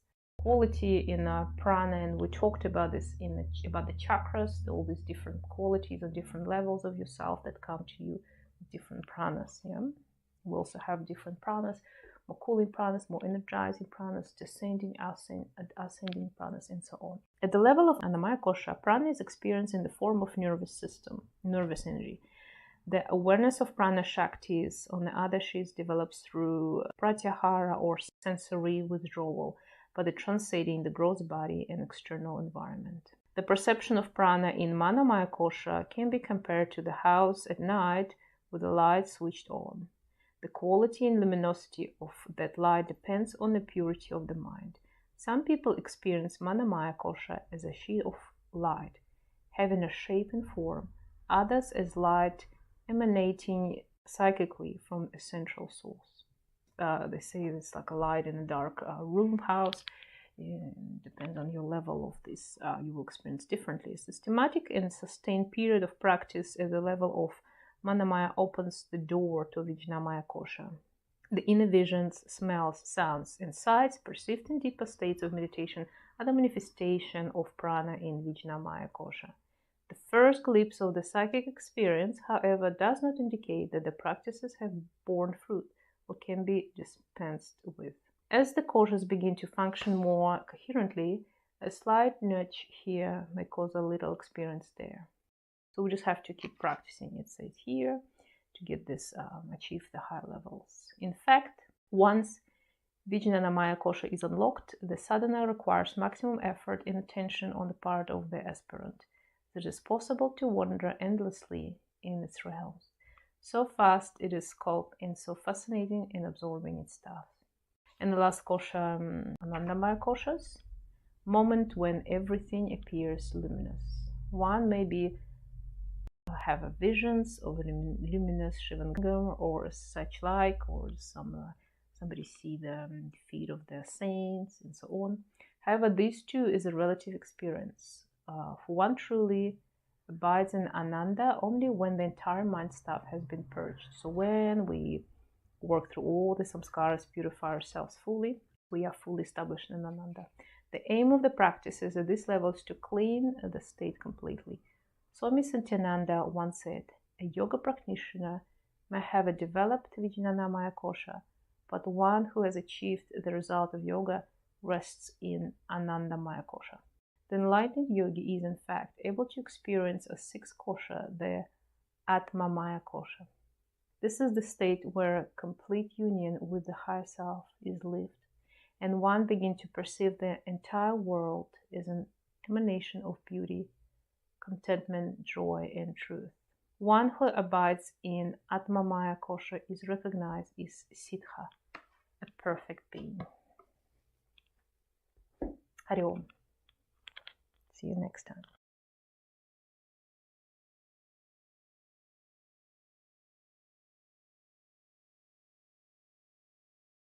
Hari Om and welcome. Let's continue our studies of the world of prana. And today we looked at Pancha Pranas, the major kind of prana fields that everybody can observe around themselves. And we'll look a little bit more in detail according to this book into them. Prana Pranayama is the Bihar yogic school. So Pancha, it's mean five, yeah. So Pancha Pranas, 5 pranas. There is a distinguished different types of pranas, and we'll talk about this. So there's a major and minor pranas, and one of the prevailing one that we will consider. You often hear in a yoga class people talk about the Panavayu often, or some other prana, something Vayu, yeah, wind as well. So all these terms, it doesn't come from just like nothing. This is the very basics of the yoga science, which determine your practice and how it affects you, and how your everyday life affects you, and how you can improve it by using yoga knowledge or just knowing these things. You don't even have to practice yoga, but just knowing these things, you can already change your perspective, something in your lifestyle or in your diet, and you already will improve your life. So pranic force fields, there's 5 main ones, what it says in the book. There are 5 primary forces known as Pancha Prana, which operate in the physical body at all time. Physical, and this kind of like sometimes outside of our physical body, of our kind of oral astral body, if you want to say. Prana Shakti, it's the one sustaining force, assumes these 5 fields to enable the body to accomplish its various functions. So Shakti is kind of like one of the prevailing and main one force. So the prana is experienced differently in different parts of the body at the same time. These 5 forces also act on subtle levels and in turn being influenced by the mind and consciousness. So as much as we experience, as we talked numerous times, through the physical body, we can affect our subtle body, other koshas, we talked about this in previous videos, but prana can kind of be worked through from your subtle energies. You can affect your prana body and physical body as a result, and vice versa. I cannot stress it enough for you, and I'm going to repeat it many, many times. These 5 forces also act on the subtle levels. The seers identify these 5 pranas are prana, apana, samana, udana, and vyana. The 5 pranas are also known as prana vayus. The term vayu root is the va, meaning motion or that which flows. And so the prana vayu represents the inherent quality of motion which energizes every action from secretion of the digestive juices and to the movement of your hand or whatever you do physically in this existence. So they flow through all the elements, organs, and your mind as well. So that's why prana is such an amazing force energy that we can utilize and use in yoga, because it's quite, I will not say simple, but it's quite, with a good practitioner or your teacher guru who can guide you through this. Anybody who even don't feel those energies and stuff can start tapping into the breath, and through that into the energies, and start achieving something in yoga or changing something for themselves. The 5 pranas are responsible for creation and existence at the individual level. It depends on how nicely they flow, they change through the life, the kind of disposition before we're born, the predisposition to us, and also through the life it changes, and we can also affect it to improve our life. But these things like a character, attitude, mood swings, these kind of all character describing things will be directly affected by situation in your pranic bodies. A human being created in the first 4 months, so when you're created in your mama's stomach, first 4 months, it's when this prana gets established. During the first and second months, the fetus lives of the prana of the mother. And I cannot stress more enough how important this first and second months in the pregnancy, although the later months are very important. But when we're going towards third trimester, we're kind of talking about me as a pregnant person, for example, carrying some individual, some kind of in these aspects. But in the first trimester in particular, we are the ones that creating the fetus basically and energetically. And so they're using our prana, and that this first month is so important, is where you are spiritually, mentally, what do you eat, how you sleep, what do you see, and it's all will be shaping this new person growing inside of you. If you are interested in yoga in pregnancy, preparation for pregnancy, during the pregnancy and after, I have a course recorded, but I haven't been published it, so if you have interest, express it. Let me know. So the fetus live of the prana of mother. By the 3rd month, so you can, I'll just stop here again. So you can imagine if you energetically and in the prana levels, you're not ready, you have breaches, you're energetically depleted, and you got pregnant, which is often, it might not even happen naturally, because it could be one of the reasons you don't have enough strong field of energy to create pregnancy. But then the moment it's created, you get pregnant. If you are in this kind of lower levels, it might very affect the pranic field of the future, baby or child and human, and that's might affect the levels of disease or suffering of this person, or moods or type of character. So we need to be very energetically strong. So that's why traditionally in yoga, or you have to prepare at least for 9 months before you're pregnant. So 9 months before you do particular practices, ceremonies, spiritually you're preparing for this. 9 months, and not just you, but your partner as well. And then 9 months of the pregnancy, you have specific as well levels, in 9 months after, which kind of naturally going to happen with you anyway. So, but the 3rd month, the fetus has its own battery installed, and that's how it says here.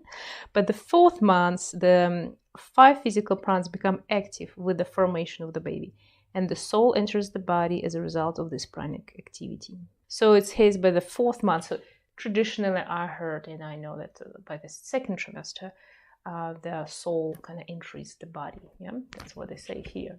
But some people kind of like that. Some people say it's the moment when it's conceived, all this kind of stuff. But talk to different teachers and gurus, and the opinions sort of vary. Or somebody say like does it actually matter so much? From the moment, you can see, or even before 9 months, as I say, it's already important to be prepared for the baby. But it's also quite often explains the loss of the babies by the age of 4 months, pregnancy with 4 months, quite commonly, I think it's 3 months here, because of that. You can see that the soul or didn't choose you or didn't manage to, give up here. So give up to go into this body created in your wound. Just one more aspect about the pregnancy and prana's creation.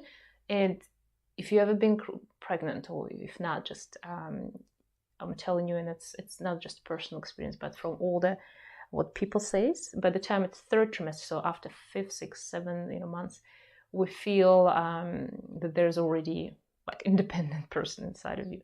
So before it became like you were like a one, or there was a more different level connection with the fetus, and then when it's become kind of bigger baby, it's become, you can feel the character. You will definitely know that is it the boy girl, is it how feisty the person there, how you feel if you're quite attuned, and the mothers become quite attuned to this, you feel this baby, and after birth it's going to be just proving that that's what you felt and that's what it was like. So the 5 prana maintain the balance between physical and mental levels. The physical location are relevant in regard to the function of the body. Yeah, so that's kind of more obvious. However, the functions more homogeneously in the subtle levels of the mind and consciousness, where their distinction is qualitative rather than physical. So they're trying to say that although we kind of like, if it's around the chest, we have this one why we're going to talk about, it's more related to this in organs and systems and feelings around the heart, but it's not necessary, might be something affecting some other aspects of yourself. In this context, the yogic texts often differ in the description of the 5 pranas in the location. That's what I just say, and the same about this the soul entering the body. One should remember that the energy body is comprehended in the realm of experience, where the boundaries are neither black or white. So the key is to get your practice and create your own experience. So as many there's a yogic school lineages, understanding, and you listen to different gurus, and they're going to tell you slightly different. There's the scriptures and understanding how it's actually happening, but it's also always this prism or the filter that we put on whatever you're listening, or you always can hear something from the guru or the teacher. It says same time, same way from day to day, but every time you're going to receive it differently. That's another aspect as well. So you might hear, they say we hear what we want to hear, or you might hear what you not just want to hear, but you can hear what you are on, which level you are to receive it. Yeah. So whatever your level of evolution through the spiritual path, that's how much you're gonna hear. You're not gonna hear more than you're able to hear. You're never gonna receive more in this life than you're able to sustain or digest and overcome. Yeah. So sometimes people say, I can't take it anymore. This life is too rough to me. And I will not, people often afraid, I will not do something in my life, it will be too much. And if it will be the case, you will not given these tasks, these lessons. So you're given as much as you needed right now in that moment. So the first prana field, we'll talk about it, stula or sthula prana. I'm not sure exactly, a little bit different pronunciation. The physical level, let's read about this. Prana is the first of them. This prana, they're called prana. So sthula, or other name is prana, is the first of these pancha prana, 5 pranas. This prana is also known as sthula or gross prana, to differentiate it from the all-pervasive vital force. This prana refers to the energy current located at the thoracic region between the diaphragm and the base of the neck. So this all around the chest. And we usually this place, as I say, it's Hridaya Kasha, so it's kind of the heart level Kasha, heart space Kasha, the space. Basically, that's what this prana is located. It is the center of circulation of life energy. This force maintains the heart and lungs and all the activities in the chest region, such as breathing, swallowing, circulation of the blood. And it's very obvious, it's all kind of located here, and that's what it's responsible for. When the rate of breath or heartbeat increases due to strenuous work and so on, the level of this prana also increases. It also could be like when you get worried, for example. This force is so essential that if its activity is abstracted or ceases for any reason, the death may occur. Yeah? That's why it's so important, like these areas here, we need to work through energetically and physically in yoga to release and make it flow, this current of the flow energy of prana vayu, make it fluid in all directions. This prana is experienced in the form of light particles moving upwards in the chest region. Among the fivefold pranas, it occupies the pivotal position and controls the other four. So I was starting from that one. Pranayama in particular raises the level of this prana and prevents congestion of blood in the arteries around the heart. When Stula Prana is strong, the heart does not become weak, one does not suffer from high or low blood pressure, and thus lives longer. And in my chakra course, I talk about this. So it's kind of like the realm of your heart chakra. Is also a little bit throat chakra here as well. And we're talking about between diaphragm, so it's the Manipura is slightly lower than that. But still, this realm between these kind of three chakras and usually Anahata in the center. And I found through my personal practice with people, with yoga therapy practice, and just by judging by people, like through people I know or who comes to me with yoga classes, usually people who has this blood pressure, heart problems, arrhythmia of the heart, or something doesn't work in the heart as good, so they have to need heart surgery, or something with the lungs, respiratory system as well, maybe not as much. These people, you can say they have depletion of this energy of prana around the heart. Usually they're not very strong like singers or swimmers or those who practice pranayama as a yoga practice. They're kind of putting everything through the heart easier, so they're not strong and kind of mirror wherever energy is coming towards them, not so good negative energy, or they taking everything personal, they're easy to offend it, like they get upset about many things too easy, they're very kind of like more emotional, loving, and but at the same time they very sacrificing type of character, but at the same time they easy suffer from not enough love or too much love, these kind of things. So and I found that they usually have something happening with the heart or blood pressure or asthma or something with the respiratory system. Somebody who had some kind of drama in the past and they cannot forgive it as well, let it go. Kind of, you can tell these people trying to carry the weight of the world on their shoulders, and they feel that they feel sorry for everything, for everybody. They're trying to help everybody as well. So it's very good to have these emotions and experiences, but it's also if you start practicing yoga, especially a lot of good pranayamas, we're building up this field of energy, and you understand, okay, right now I should not worry about this. This is just depletion of my energy. Right now, I'd rather be more constructive and use the energy to create something new. You don't dissipate yourself with trying to please everything around you or everybody around you, or change your world or the world around you. So that's this kind of things, if you know what I mean. Write in comment, what do you think? Subtle levels. At the level of the mind, prana is responsible for the intake of impressions and ideas. And this is, you see, the impressions and ideas that come here. And sometimes the one idea, they can just ruin your life or make you sick for the rest of your life. Or impressions, it's anything we experience in this world through our ears, eyes, or somebody told us something, or we say something, or something experienced through the touch.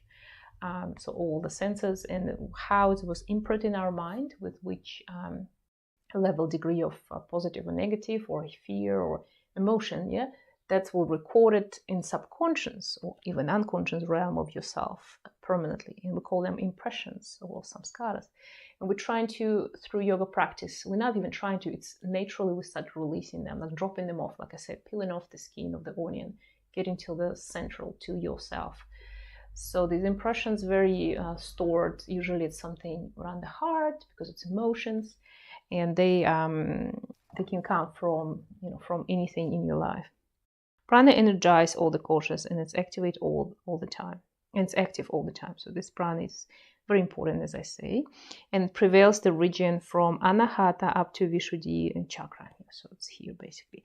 When the forces of prana is strong and flowing uninterruptedly, pure qualities of the heart, such as strength, courage, greatness, are expressed. That's what I said. Yeah. So it's not like there's a negative or positive aspects of our heart, but there's these aspects which you cause you to become weaker and lose your energy, or the ones that make you stronger. Yeah, that's exactly what it says.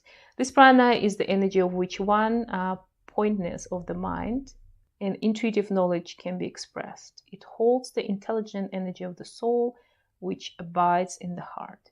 Enhancing this prana, the yogis reach the soul. And while we're talking about this here, there's also some citations from Upanishad.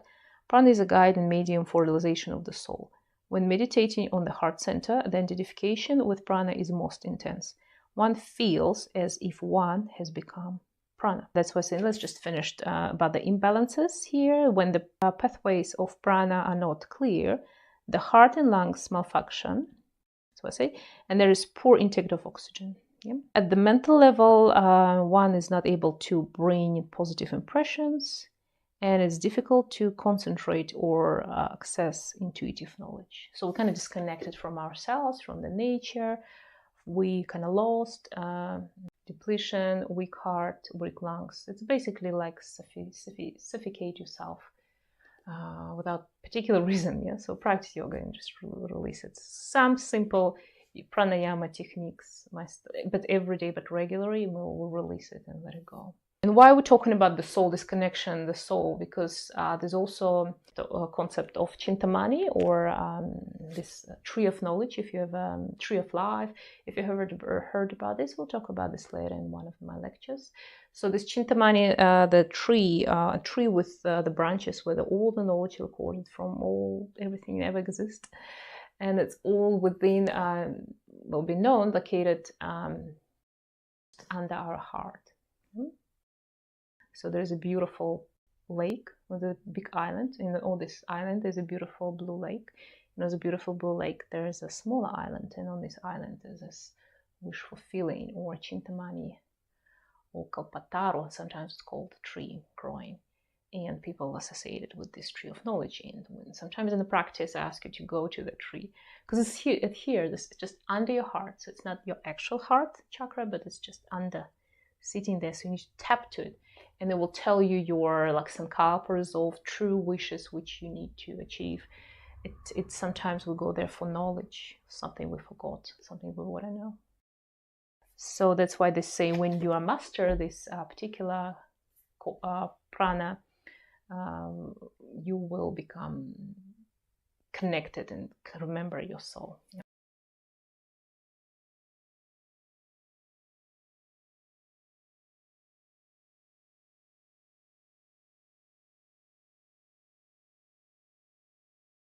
Let's look to the next one. It's Apana, the second pranavayu, or the prana force field. And you can see here it's a second prana which operates in the pelvic region between the navel and the perineum, sustains the function of the kidneys, bladder, bowel, excretory, and reproductive organs. So all these important things are here. It is responsible for the expulsion of gases, wind, feces, urine, semen, and ova. It nourishes the fetus and expels it from the uterus at the time of birth.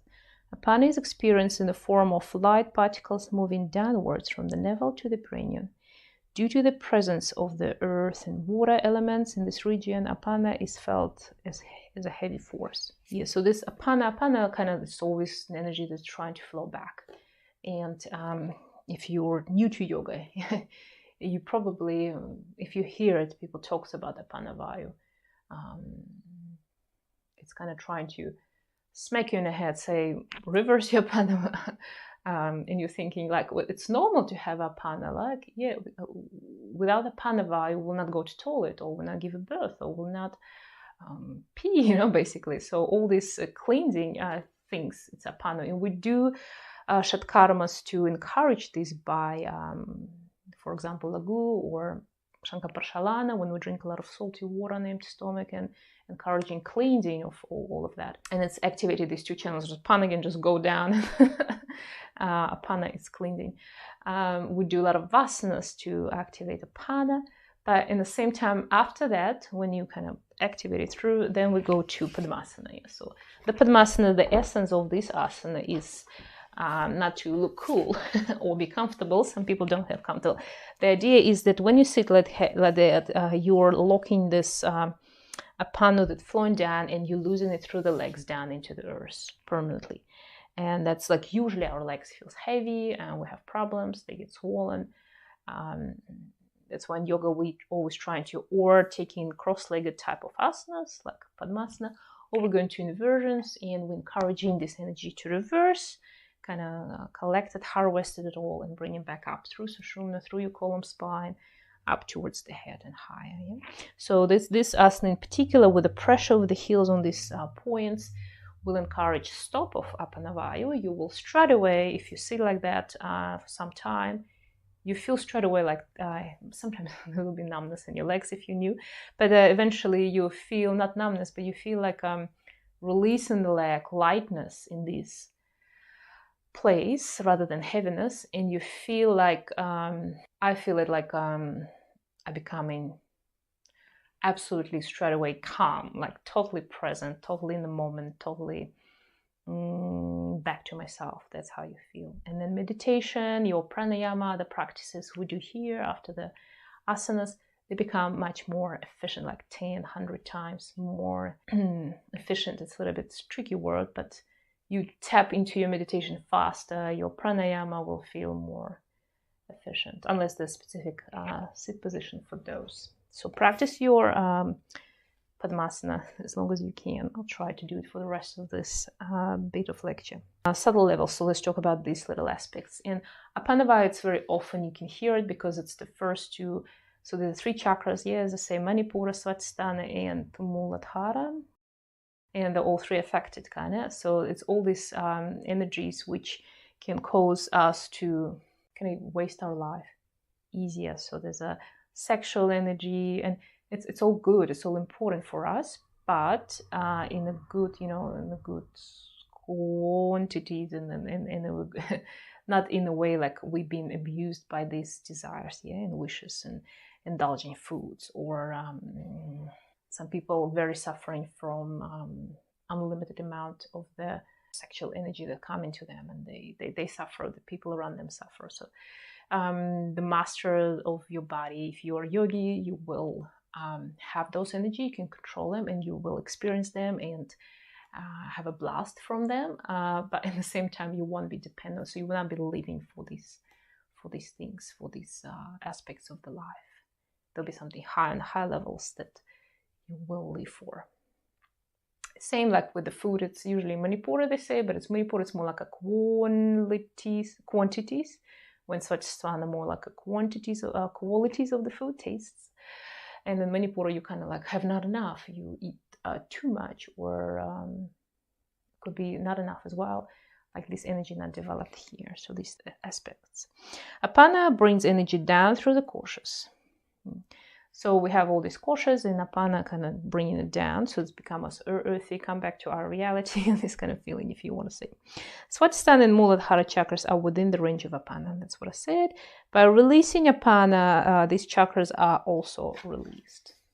So often, for the pregnancy, again, we'll come back to that aspect, a lot of kind of squatting, releasing these areas are very beneficial. Kundalini force lies within the periphery of Apana, and it's assisted in the awakening of Kundalini, while Prana helps in its upward ascent.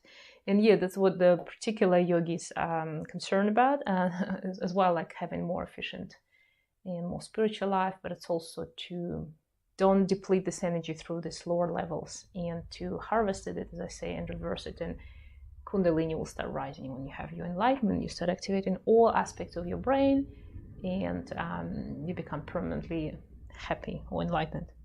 Thus, Mahaprana is experienced in the region of Apana. control of apana is also control of sexual instinct and instilling of brahmacharya. At the mental level, apana removes negative thoughts and emotions. So there's also this kind of lower levels, lower chakras, I would say, especially Muladhara and Swadhisthana. It's dependencies. When people experience a lot of not very great dependency. So Muladhara, it's more like a fears, when the fear runs our life and we're trying to accumulate around stuff. We want to make sure we have good bank accounts. And at that level, we're trying to establish this no matter how. So everything is good as long as, I will be safe. And people from the fear, they may act. And that's, believe me, it's not always the best way to live. Swadhisthana, it's more type of dependencies, and a lot of people have like dependencies on alcohol or some substances, or again, sexual energies. It will, if it's harming the people, it's depleting the energy, and they have to get it again and again, because they have this very high peak of prana kind of energy increase, and then after that they always have this big drop, and every time they go deeper into this drop, and then they go and get more and again and drop. So similar like people with who has dependency of something, substances, even like smoking or eating sugar, for example. So these things, they constantly depleting our energy, and it's concentrated around here. So we can't even talk about higher levels of our existence at this stage. Indication of imbalances: when apana is imbalanced, there is a poor elimination, a feeling of being pulled down by gravity, depression, and negativity. That's what I said here. Yeah, often we experience these things. It could be even physically with going to toilet, good secretion, cleansing the body, birth and conceiving, things that's all related. It's all about reproductive organs. So all these problems, it's mean you should start with these two basic lower chakras. And this is the realm, as I say, of the earth. So the Muladhara, the earth; the Swadhisthana, it's more the water; the Manipura, it's more the fire. And these two lower elements, water and earth, it's very good to kind of start slowly to connect to these chakras and give them energy and uplift the energy. It's to maybe go bare feet in the forest, dig in the garden. That's why I feel so good when we go to the gardening. Or just go outside in the forest, swim in the water, swimming or taking a shower when the water is actually current through you and through your feet, going into the ground, disappears. It's grounding you electrically, magnetically, but it's also energetically on these levels, wash you and stabilize you. So if we go and jump into the sea, and after that we feel much younger, refreshed, energized. You feel the heaviness of the day on you, or something happened, you can't let it go have a shower. And it's recommended to have kind of like contrast, cold shower, so you allow yourself to have this stress of the cold shower. And by doing this, it will take out your thinking process from your mind, and you'll be more present in the moment. It's like a slap in the face, We do this in yoga. So when you see people practice yoga, you go on the first time on the yoga mat, and they ask you to touch your toes, and you cannot do this. And for you, it's already a draining experience. Or do something, like, I don't know, Surya Namaskara, and you have to memorize it. Where am I going? How should I look? And when you see people who are doing it for a long time, it's become too easy for them. So that's why we have in yoga so many sophisticated and deeper asanas. So I'm not, if I'm going to just do twist and this isn't okay, it's already, I have so much twist, I feel benefit. You will enjoy it and it will be good for you. But then if you're quite easy here, very open, you need to twist even more and more and more. And that's why people end up with tightening themselves in a knot. Yeah, if you say. That's another reason, of the yoga practice. When we do this, we trying to get deeper and affecting, more squeezing these energy levels and chakras. And that's why there's so many different asanas exists. Same with all the head balances, arm balances, standing on your hands. Why people do this kind of stuff? Well, first of all, because they can, it's fun. And secondly, because they, in a normal, for example, downward facing dog, yeah, everybody knows, you don't feel as already as challenged. And you can start doing your practice in your mind, taking you somewhere, you're not as focused, you don't feel so much one-pointed presence. Of course you can if you have a good teacher who will direct you. But otherwise, people going for deeper and more complicated and challenging asanas, so they will have this feeling of more one point in mind. So that's another aspect of that. And last thing I want to add about Pranayama. So in my chakra course, we talk about these chakras and all this related as well, and more and deeper. So I have every chakra one big lecture and practice for each of the chakras. So we'll spend at least an hour talking about each of the chakras, and I talk about these aspects about how it affects your life, character, your tendencies, fears, all this kind of stuff. With the Pano, it's also kind of well known that a lot of people have Pano problems right now in this world, and it's reflected in problems with the legs, knee surgeries, hip surgeries, problems with conceiving, problematic pregnancies, and all this kind of stuff, pains, fears, insecurity, desires, people bombarded with too many desires they've been imposed, and they don't even want them, these things, at the end. So all these things are very, could be addressed very well with a holistic yoga approach, yoga therapy. Find your guru, find your teacher, and you become happy right now. Hari Om.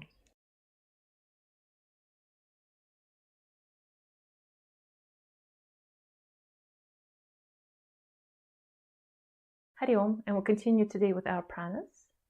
But before that, I just say that I'm not preparing for these talks, so I allow to whatever knowledge has to come through me right now to pass through. Therefore, I'm very appreciate for your interest, and we will talk today about next prana vayus. So we looked in the previous talks about stula or sthula prana, or the main prana, and we talked about apana vayu. That's the one that's below your waist in the legs.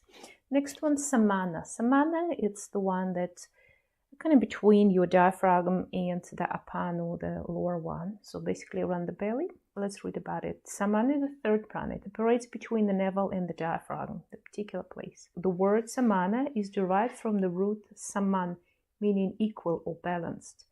Thus, it acts as a balancer or equalizer for the two opposite forces of prana and apana. So the one that we talked about in the chest and one in the legs. Samana activates and maintains the digestive organs and the secretion, and it's responsible for metabolism. So that's functions of this pranavayu. It is associated with digestive fire, called Agni or Jatarangi. Samana is experienced as a sideways movement of light, like the swinging of a fast pendulum from right to left and left to right. It is responsible for the Manipura experience of vitality and dynamism. We talk about this in the chakras more particular, that the Manipura, our navel center, that's the main Manipura chakra location here, just across your spine. So basically all the navel kind of responsible for this, and it's the digestive fire. And the symbol of this chakra is the blazing sign as well. So it's all about Agnya fire. We burn whatever energy is coming from top or from the bottom here, transform into different aspects as a fire, burn everything very fast and change its physical substance. So you burn something and it changes form, become smoke and evaporates, or change totally its qualities, become the energy and the heat. Similar here. And our digestion, that's what it does on a very simple level. When we eat food, solid substance, it gets transformed here, burned, and become as energy or something we use for our life. Yeah. So let's have a look. There's 6 major organs of digestion: liver, stomach, duodenum, spleen, and the small and large intestines all fall within the field of samana. So all these controlled here. The body receives its life support and healthy nourishment by the agency of samana. Distinctive feature of samana is that although it is a single force, it is capable of different activities in all these different organs. So you can imagine all these organs quite complicated if you study anatomy, biology of the human body. and there's so many little peculiarities. They're all very vital for our survival and health. Even some disbalance in one or other could cause big problem. Let's see, there's not much in this book about it. Subtle levels. Samana maintains the cohesion and balance between the koshas. Koshas, the body, so between physical and prana body, or your prana body and mental body, and so on. It is subtle, it's in comparison to apana, and gross in comparison to prana. So it's a similar kind of how we go when we go through the chakras higher, we go from gross to the subtle, similar here.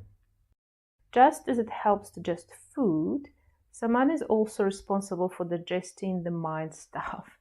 And it's mean, as I told you, how it's between the koshas, over choking in your mind as well can be very bad. And as we consume food, we hopefully and often we're careful what we do eat, what we don't eat, what is good for us or not. And we're all aware of it. We eat one food and next night, next day, we do feel effect of it. Or it can accelerate some sensations, some desires, or opposite, depleted it. Depends on the herb and spices. Spices very good in this. It could be warming type of food, could be cooling, and so on. And we know this. And if you want to make somebody more excited or angry, for example, you can give them more spicy food like onion, garlic, these kind of things, or spice can do that as well. So we can, by using the food, affecting that.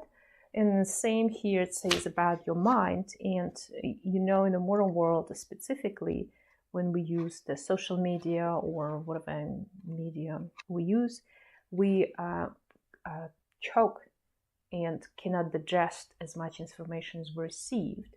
And you notice you feel happier when you off the phones, or you go to the forest and you consume by simple but present tasks in your life. Like that's what we do when we practice yoga. We become happier just by taking simple positions and watching our breath. And the same here with your mind stuff. Yeah. So be very careful what you are putting into not just your mouth, but into your vision, ears, into your mind. Yeah. Indication of imbalance. Samana, the equalizer, is disturbed whenever one's mental peace and harmony are disturbed. Whenever there is a turbulence in the body, in the senses, samana becomes agitated and causes disorders. Poor assimilation of food is a result of samana imbalance, causing building up of toxins as well as psychological blockage. And in these things, as I told you before, and I'm going to repeat it again and again, it's all vice versa. Psychological, mental, affecting our physical body health, physical body or toxins, what we simply eat or what we simply see, will affect your other koshas, other bodies, mental state, and can cause depression and so on. So it's both ways, both way streets. It might seem like samana is just here located, not such a big deal, but it's very big center. It's digestive center, which transform more growth, more start from the food or from apana energy into more subtle and higher levels of the energies. Often in yoga we focus here. In my practices we do a lot of stuff on here, bandhas, breathing, nauli. We do specific asanas, the ones that connected both upper and lower body and these different energies. And as much as we want to burn the energy, at the same time we don't want to overburn ourselves. And we do a lot of inversions in yoga asana, specifically towards the end of the practice. We'll create the fire and then we go to inversions. We reverse this aging and burning our life force process. I talk about this quite a lot in my chakra course as well. So let's consider one more vayu, udana. Udana, vayu. On the physical level, it's the fourth manifestation which operates in the extremities or the limbs, the arms, legs, neck, and head. So it's something outside of this torso. This prana is responsible for all the sensory organs and the organs of action, or they will call the action organs karmendriyas. Karma, it's the action. It's not just karma as you used to hear it in the modern world. Karma is something bad that happened with you and gonna pay you back now. Karma is just the action. Yeah? Akarma, vikarma, and just the karma, it's all could be, depends on your life and differences. So we'll talk about this later. It coordinates and controls the movement of the legs. So this Udana, arms, neck, and direct activities of the brain and sensory organs that are situated in the head region. So we're talking about vision, taste, ears, smells. This includes eyes, vision, ears, hearing, tongue, taste, nose, smell, skin, tactile sensations. The organs of action controlled by Udana are the 3 hands, feet, and speech. Yeah? The other 2 will be excretory and reproductive organs are under the control of Apana, and we talked about this before. Udana also assists prana in inhalation and exhalation, intake of food and drink, as well as vomiting, spitting, swallowing, saliva. All these functions of the throat and mouth are situated by Udana, and its influence begins from the region of Vishuddhi chakra. Vishuddhi chakra here around the throat, at the back of your neck. It also maintains the pranic link between the heart and the brain. In addition, Udana aids the minor pranas in carrying out their activities due to its close proximity to them. All the 5 minor pranas, we'll talk about this, function, and they function because of this Udana prana. So it is have particular responsibilities for itself, but it's also connecting those smaller pranas and the bigger pranas. Udana sustain the sense of organs and their activities. The enjoyment of senses keeps Udana active because it's function according to the needs. The force of Udana keeps the body upright. It is responsible for anti-gravitational activities of the body, particularly by the hands and the feet. And here we just described all the physical aspects of this, and it's maybe a little bit hard to grasp on. Prana a little bit easier here as well. You can feel this prana in the chest easier, samana quite easy to grasp and feel, reflect to it. And that one's kind of more connecting in head and sensors, and the same time movement on the legs and head and gravity. How can one be responsible for our resistance to the gravity? So we feel ourselves upright on this planet Earth. It's funny. Sometimes I'm amazed how we could be not aware of our body and presence in this particular part of the universe here on this particular planet. Because if you study geography or astronomy, you know that our planet is actually rotating all the time. So you can see it when the sun moves in the sky, but it's not this, because the sun's so far away, it's hard to grasp it. But at the same time, we're moving on the surface of our huge planet. The radius of the planet, more than 6,000 kilometers. 6,000 kilometers. You can imagine how big the diameter of our globe. And it's spinning very fast. So the speed on the surface are a particular point on the planet very high. It's quiet for us. We don't aware of it because of atmosphere and the gravity. And the way how our sensory organs and we are attuned to this and how it's controlled. But at the same time, we're moving through the space around our planet, and the planet is moving around the sun itself in a high speed. There's a big distance in the year we walk around, travel around the sun. If you looked on all the numbers, it's crazy speeds. And moreover, we're rotating around ourselves on the planet. We're also rotating around the sun. And at the same time, the sun is moving, and I think it's moving towards the Alpha Centauri. That's kind of the direction of our solar system now, and within the galaxy. So the sun moving as well with a very high speed through the space.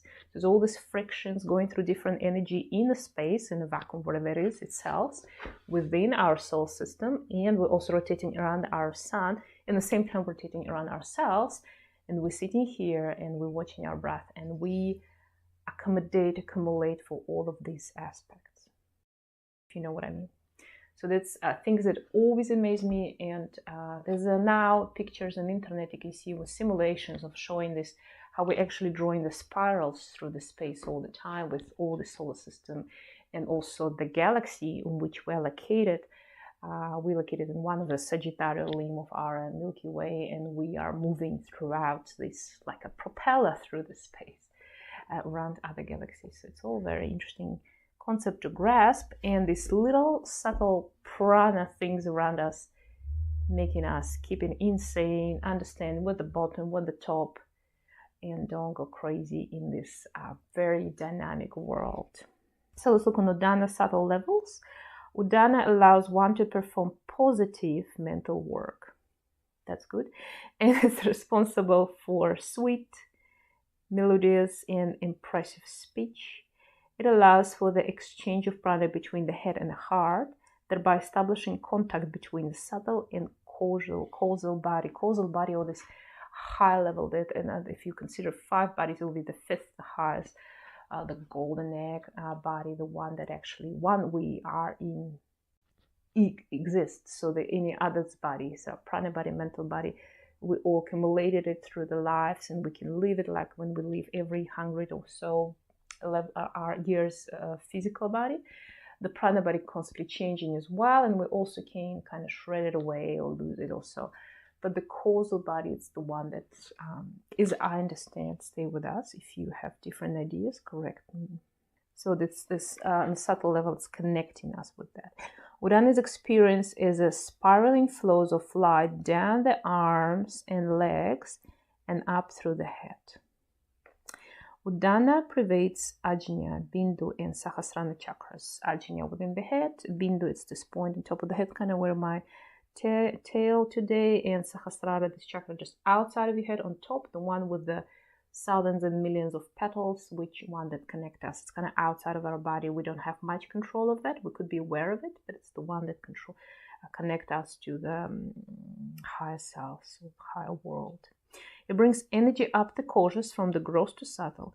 When the yogi fixes his intention on Udana, he becomes free from hunger, thirst, sleep, and drowsiness when you kind of fall asleep.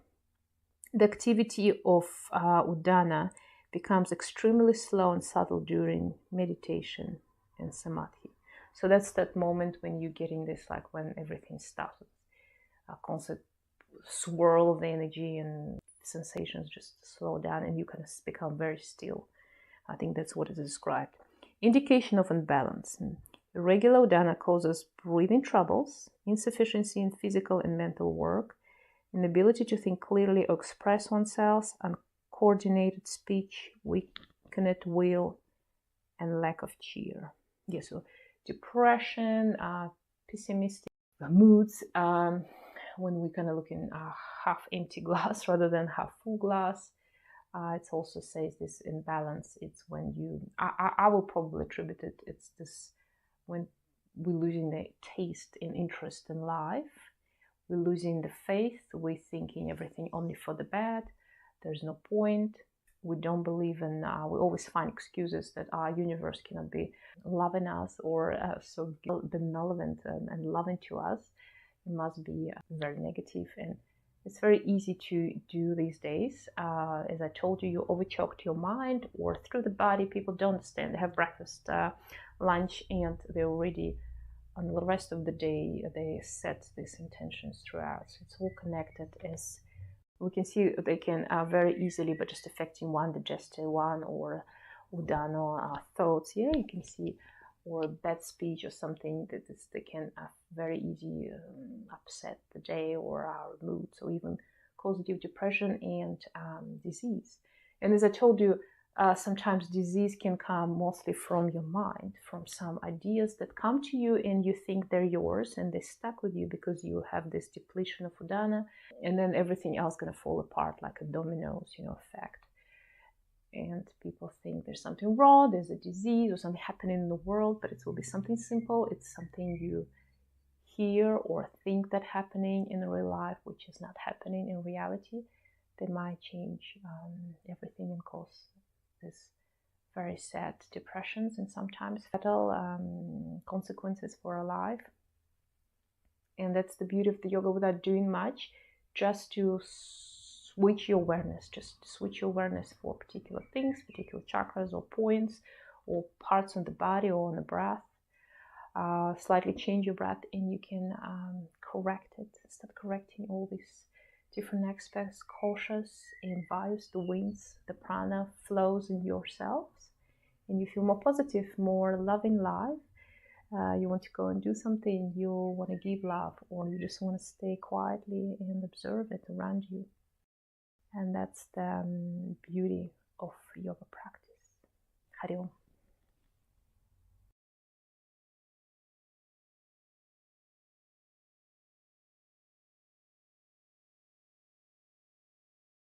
Hari Om. Let's continue to talk about the vayus of prana fields, prana bodies we have. And we have last main fifth prana is dhyana. And we talk about aspects of it that's described in this book, Prana Pranayama. Physical level, dhyana, the fifth prana, and it pervades the whole body and acts as a reserve energy. So it's a little bit harder to grasp as a concept. Maybe through practice it will be a little bit harder to kind of feel in the body, understand, but I will read you what is described here, or how you experience it, and you will might remember that you actually felt it before through your life, even without practicing yoga. So it helps all the other pranas when they require an extra boost. So it's kind of like a reserve battery. When one overexerts and feel extremely tired, a rush of energy comes and it enables one to continue. So we usually describe it as a second breath. You know, you have experienced this, or sometimes you feel like you're super tired and you're doing something strenuous work for a long time, and then because you have a determination to do something, you have this basically like a second breath, you continue and you do the result like you were not tired. Of course, after that, you'll be super exerted, super tired. Phenomena with people trying to understand, I think it's something supernatural. It's this extra reserve of the prana, and it's the dhyana. The second wind, they say, is the dhyana experience. Dhyana also regulates and coordinates all the muscular movements, aids in sending impulses to different parts of the body, and causes a flow of perspiration and good flesh. Dhyana causes all the pranas, major and minor, to function for being their accessory. We'll talk about this main dhyana, main pranas right now, and later, next time, we'll talk about this other minor pranas. Subtle level, dhyana brings about circulation through all of the 5 koshas, the bodies of our body, and it's responsible for their differentiation. So when we practice yoga, or even if you don't, you might experience your koshas through your life. That's prana, dhyana, it's the one that's responsible for this swift interchanging connection between those, and that's also what I keep telling you about when we apply some practices, for example, for the physical body or prana body, it's affecting our other bodies, mental or spiritual or actual physical, so vice versa. So that's dhyana is responsible for that. Dhyana pervades a special element in the body and is the vehicle of consciousness through the body. So that's how our consciousness kind of move through. And you all experience this, especially when you were children or teenagers in particular. That's the time when we start feeling all these different bodies in our dream. So that's moment when you awake, yeah? The moment when you're going to sleep and you're kind of drifting away into sleep, but you're still not fully asleep. And then the moment when you drop into your sleep, and the moment when you're totally unconscious in your sleep, the deep sleep we say. And then those dreams when you feel like you're kind of lying in a bed, but you're not. So sometimes people have this experience when they kind of lifted off the body and they're aware of it. And it's actually, it's mean they're in the astral body, people say, and they're kind of traveling. But it also could be the moments when you actually having a dream, yeah?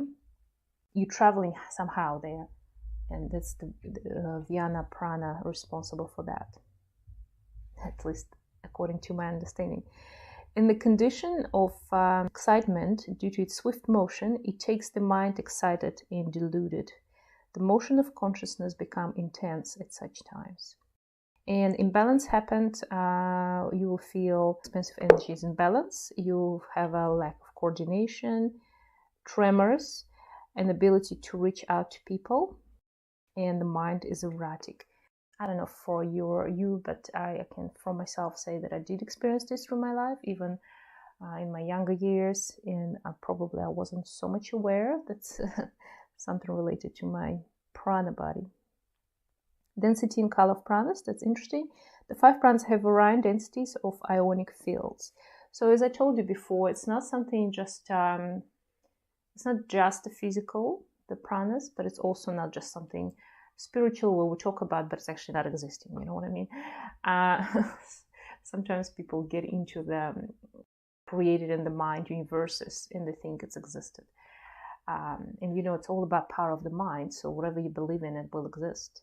No matter you believe in flat or spheric earth or geoid earth, or you believe this earth not exist at all, it's all illusion, or the matrix, that's will for you materialize in your world. But with the prana, and here this, it's, you can tell that, you can see that it's present in this physical world, because we see the actions of the prana, the actual existence of us, the life force. It's the main direct proof of the existence of prana. It's tangible that I'm alive, and it's mean I have prana. Yeah. At the same time, it's have varying densities of the field. Udana is the least dense, so they are different. Then follows prana, the prana, remember here. Samana is in the stomach, apana, the legs and down. Vyana, which flows throughout the whole body, has a density which is the average of all the others. And that's kind of makes sense because that's the one that communicate between each of them. The ionic fields of the prana may be visualized as swirling clouds of different colors and hues, capable of expanding and contracting. I do know that physically I can feel it, and I felt it through my life. I wasn't even aware of it, especially in the moment when something like a panic attack or like a severe moment of, not maybe depression, but like when you're very down, very pessimistic. And I think it's probably could be described as a panic attack. When you feel like your prana field, and I felt it on my physical actually body, when it started from 3D, like, you know, like we are all 3D and have a volume, come shrinking into kind of like a 2D. So I felt it as, and it repeats to me throughout the life numerous times, and only the yoga helped me to overcome it, and hopefully it doesn't come back to me. But this kind of like, I call them panic attack, usually experienced it when I go to bed. And they were like, I do feel like I'm jumping between being 3D and flat as a piece of paper. And it's very crushing and painful experience. So like, although my body wasn't doing this in that moment, but all my energy and field sensation was like that. And I believe many people experience depression or panic attack like that. And a straightforward indication about existence in our pranic body, and there's something wrong. And then Amritanda Upanishad describes the colors of the different prana like that. Prana is said to be blood red, the color of ruby or coral.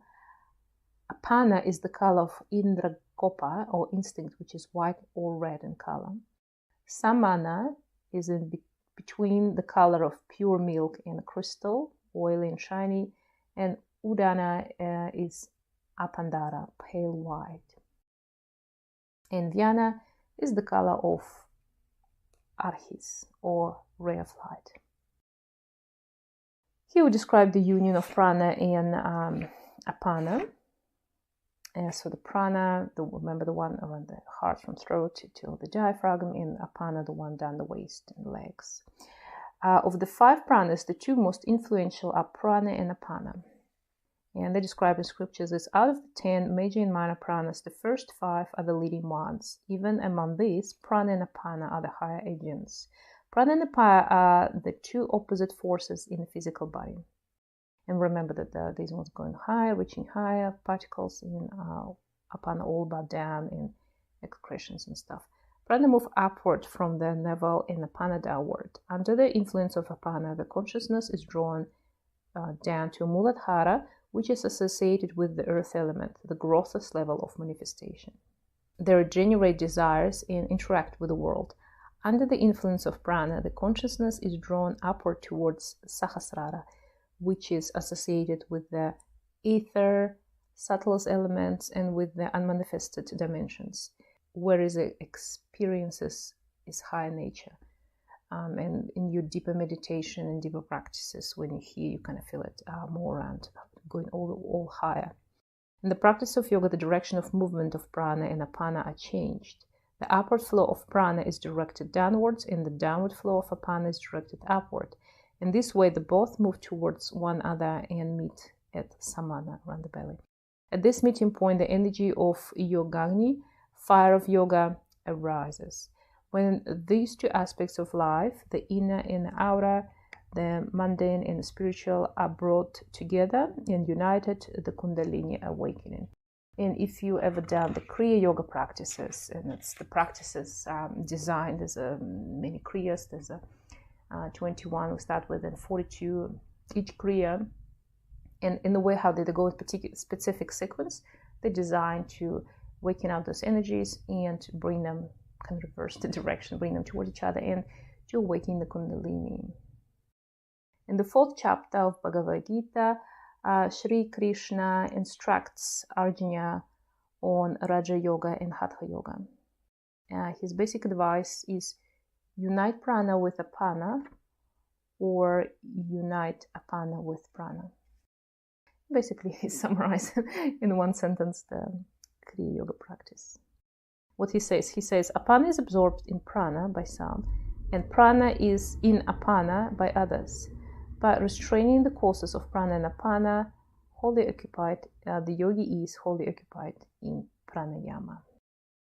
The union of prana and apana, or apana and prana, or the suspension of both, can be attained through the practices of yoga. There are many practices to bring about this union. When Siddhasana, yoga practitioner, is practiced and the inspired breath is taken to the region of samana, prana and apana unite at the center. So often we do concentrate on that point. When the 3 bandhas are performed, Mahabandha, Jandhara bandha stops prana from ascending, Mula bandha stops apana from descending, and Uddiyana bandha creates a suction process which affect the behavior of both prana and apana. Yeah? So, Mahabandha, when we engage the bottom block, Uddiyana, you're creating like a vacuum in your stomach. On exhale, we perform it, and chin. So that's what's happened. So we close these exits, and we bring like a vacuum machine. It's exactly says here, the energy towards the center. And so we're reversing this. Shatkarma, like Nauli Kriya, also creates union between prana and apana. When pranayama is practiced with inhalation, exhalation, and retention, the kumbhakas, the union of pranas and apana take place at Ajna Chakra. The union of prana and apana is one of the most important aims of yoga.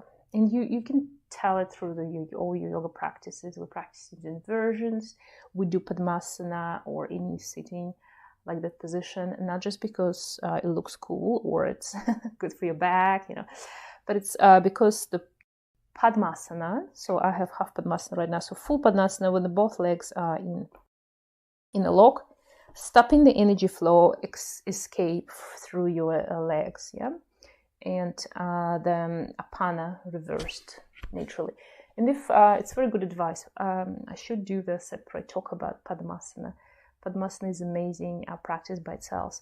So if you do feel these moments of your life when you feel dissipation of energy, not lack of energy, so basically what they described with your Vyana, when you feel down in thoughts, negativity increasing, maybe depression is even coming, sit in Padmasana. So even 5 minutes a day, even if you cannot perform it, you can do half of it, or you can go there for a very short period of time, or at least one leg, trying to exchange the legs so you're nice and balanced. Just stay there. You don't have to do anything. You can just, like me, recording the video in Padmasana or do something on your laptop, whatever you need to do. I spend a lot of my time working on computer, and I always sit on the floor, maybe like on a block or cushion if I need to. It's not just good for your back and the posture, but it's also will have this effect on your pranas, on your apana vaya. Eat your breakfast, lunch, and dinner on the floor. Just sit on the floor more often, and you will straight away feel more happier. When we sit in a chair, first of all, it's caused contraction of your psoas muscle and increase of adrenaline and unnecessary stress, which you shouldn't feel. Same when we're driving the car or anytime we sit with the legs down on the chair. therefore trying to reduce amount when you're sitting. But it's also when you sit on a chair, your legs down, it doesn't matter to touch the ground or not, the energy flows down through apana, and it's constantly leaving your body. So think about this next time you sit. Now I hope you have better understanding of these 5 pranas, these kind of winds of the prana, the main 5 ones. We'll look at the little ones next time. You will ask me why I need to know that, why it's important. Is a yoga practitioner or even not, just a person?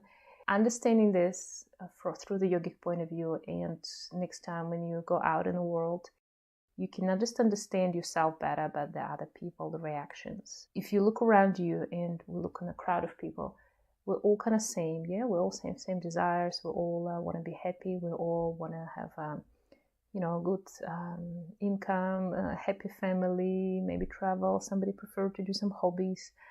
Somebody wants more, somebody wants less, but we're all kind of more or less same. But if you really looked on people, we have a lot of differences, and they all kind of could be attributed to particular energy dissipation, chakras effects, or the way how the prana in the body works or not working, where the breaches of the prana. And some people have tendencies to do something more than others, and it's all, we say, it's just a character or genetics. But in a way, as the yoga described it, it's all related to this life experience, or these impressions, so we call them samskaras, which have been accumulated by our soul throughout life, maybe just this life or many, many other lives, and it's affecting our and physical and other bodies, the koshas, as we talked about before. And they formed these particular character tendencies, prevailing fears or not, no fears, empathy or no empathy, all these different variations of the people which psychiatrists trying to describe, give it a name of diseases or disorders, tendencies, somebody prone to some gambling or something, somebody prone to something else. When you understand yoga, how it works, it's absolutely make clear sense to you how actually, why people like that. And often it could be that something very simple, like sitting too much, as I told you this example about sitting, can cause particular disorder in the energy field, or this person, other aspects, and they will react on the world differently. Fears or aggression or excessive love can come from particular these things, and we can see through when we start practice yoga. So these little lectures, mostly I'm doing it for myself, but also for you to better understand when you go to the yoga class next time, it's not just working out your body for the summer season, or when you had a healthier back, or you just want to clear up your mind so you see world clearly. No, you are just tapping into this unlimited world of knowledge of yourself, your body, and the people around you, and all this world, creation, the planet, the earth, the sun, the solar systems. It's exactly the work. They have chakra system, they work similar, and they evolved spiritually same like us. Everything in the world, from this little wooden piece to complicated system like my body, for example, we all have same the way how we operate and evolved through this life. And when you start practice yoga with your mind, you're using your mind, not just physically going there because everybody's doing this, but practicing it with understanding foundation, you'll feel the effect dramatically. And you will decide what you want to do, because yoga is immense. There's so many practices, techniques, schools, teachers. Oh my God. And you cannot practice everything, or, there's no time in your life to do this. It's mean you have to, there's no time to sleep or do anything else, go to work if you practice all the practices we want to do. We want to do yoga nidra, we want to do all the shat karmas, we want to practice kriya yoga, we want to practice all the asanas, we want to master every back bend there in the world, we want to do the handstands. Believe me, it's basically impossible to do in one lifetime.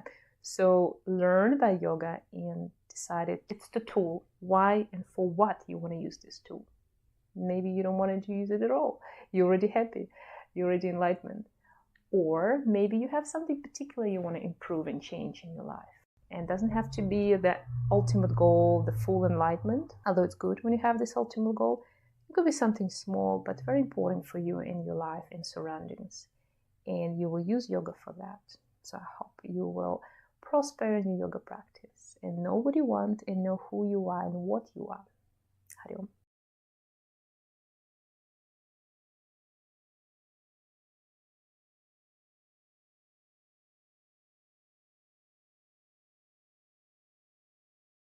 Hari Om. And let's continue look at pranas, the vayus, today in our book Prana Pranayama. And we have 5 minor pranas left, so we looked through the big ones. Now we're going to continue with the little ones. And although I say the little ones, that's how they're called, but it still doesn't mean they're less important. And you will learn why. So here in the description says that 5 major pranas, along with them there's a 5 minor, and they're called upa pranas, and usually it's pancha vayus, 5 in pancha. They're called naga, kurma, krikara, devadatta, and dhanajaya, maybe a little bit differently pronunciation. And they're pancha vayus more growtha, more limited manifestation of energy compared to the pancha pranas. And here the elaboration about the difference between vayus, and as I say, sometimes we say vayus just the wind or some type of any flow of the prana within your body. So sometimes people say main pranas are vayus. These 5, it's together 10, or some differentiate the vayus in the pranas. And here it's highlighted that works such as Shiva Svadhyaya in the Dhyana Bindu Upanishad. You find a very specific distinction in usage of the terms pancha prana and pancha vayu. This distinction is impreferable as experience of prana at the level of the pancha pranas and the pancha vayus is qualitatively distinct. And in general, when you go to yoga classes or something, people kind of don't differentiate it as much. So let's start with first, naga. This field of activity causes belching and hiccups. When the air elements is agitated, naga become active and tries to throw the agitated air out of the stomach, causing vibration in udana, prana, and samana. Naga remains inactive as long as the diet and digestion are healthy. In the state of meditation, naga does not function. So it's the one that you have these hiccups. And I used to have a lot of hiccups when I was a child. Sometimes we think these things, just the physical body does it, and there's no any other control. But in yoga you can find there's this disbalances of this particular vayus, the pranas as well, and that's what is responsible for activation of this function of the body. Kurma, this field causes the blinking of the eyes and keeps the eyes healthy, moist, and protected. It enables one to see all objects. The eyes shine due to the energy of kurma, and one appears impressive. When kurma is under control, the yogi can keep the eyes open for hours, performing trataka. Although kurma operates in a small area, just around the eyes, it has a lot of force during meditation. It makes concentration firm and deep. And that's very commonly I see with people sometimes. They're very hard for them, or they're blinking too often, or opposite, they don't blink as much. Or they doing the meditation, a particular practice, it's very hard for them. Was just to bring the gaze on the Nasikagra Drishti or to the forehead, Shambhavi. So they have these problems, and sometimes people have extra irritated eyes or uncontrolled drop of tears and this kind of stuff. Kurma is responsible for that, and you can practice with me Trataka, and this actually was part of the one practices for our chakra course. We do this. This is when you have to gaze on a flame of fire or something, image or something like that. Without blinking, and it's quite a cleansing practice. So first you might feels like opposite effect. You want to cry, you have sharp sensation in your eyes can get very irritated, and people stop practicing because of that. But actually the more you will surpass this moment of cleansing, we call it like a cleansing, and then it's become much better. It's similar like if you have poisonous, you eat something not well, and then you go and you have a very cleansing moment when you have to vomit, or you have some kind of bad gasification or something like that. But then the moment you cleanse and clean yourself from that, and then you will be part of the healing. So similar here. Krikara, this field causes yawning, hunger, and thirst, and assists in respiration. So everything related to these sorts of things, like you want to yawn or swallow, hunger, thirst. Due to relation with yawning, its origin is sloth and lethargy. When krikara is controlled with practice, sloth and sleep overcome, hunger and thirst control, and sweet secretions begin to flow in the mouth. The control of krikara is especially helpful during fasting and samadhi. And yeah, this is when, as I told you, one of the first talks about yogis who've been in the laboratory. They don't even need to breathe, or not even talking about food, or they do eat, but they don't have this. They can totally control. So several days you cannot eat, and it's absolutely fine. It's nothing harmful. There's no this like, oh, if you're going to miss your meal, it's going to be very bad for you. Opposite, it's actually cleansing and healing for the body, and vayus, and it's cleans for energetic fields as well. And that's why we do regularly cleansing techniques. We do cleanse. I like to do it with the change of the seasons, or in case if you get sick, you don't want to get sick, you have it like a prophylactic cleansing. But at least 2, 3, 4 times a year you should do this nice kind of, like you clean your house. There's a big general cleaning of your house. You wash the windows, wash the curtains, wash everything everywhere. That's what we should do with our body too, because it get over, if you little bit by little bit, not polluted, but over exert the body with more digestion, different types of food, and it's non-stop, you need to get a rest to the body. Usually we rest through the night, so it's if you don't have a late meal and you don't eat straight away in the morning, you do your practices and stuff, so you have about good 10, 12 or even more hours of nothing coming to the body, and the body can sustain. But sometimes we're in a state when we eat too much before, the days before, drink, eat, or whatever, consume something, and we need this deeper cleansing. And that's why 3 days fasting, even 1 day once a week, or 3 days every month or something like that, will be very beneficial, and you will feel it dramatically improving your health and state of mind and well-being. That's one, Devadatta. This field causes sneezing and aids in respiration as well. Becomes activated by sharp or irritating smells and causes pain in the nostrils in more intense conditions. At a subtle state, Devadatta enables the practitioner to experience divine smells. And we have a practice specifically for that, right at the base, and as a specific, when we have concentration there, we have some practices. When we gaze on tip of the nose, or we keep awareness on Muladhara, you might experience smells. And it's not just the smells that surround us every day, we're aware of them, and some people not so much because they over-polluted and stuff. But the moment you start cleansing and practices this more consciously, you start smelling more sharply things, first of all, and secondly, you can have a very good memory smell. So sometimes if I think about something, I have the smell, I feel physically the smell of something that's not around here, not on even this part of the planet, and this kind of stuff.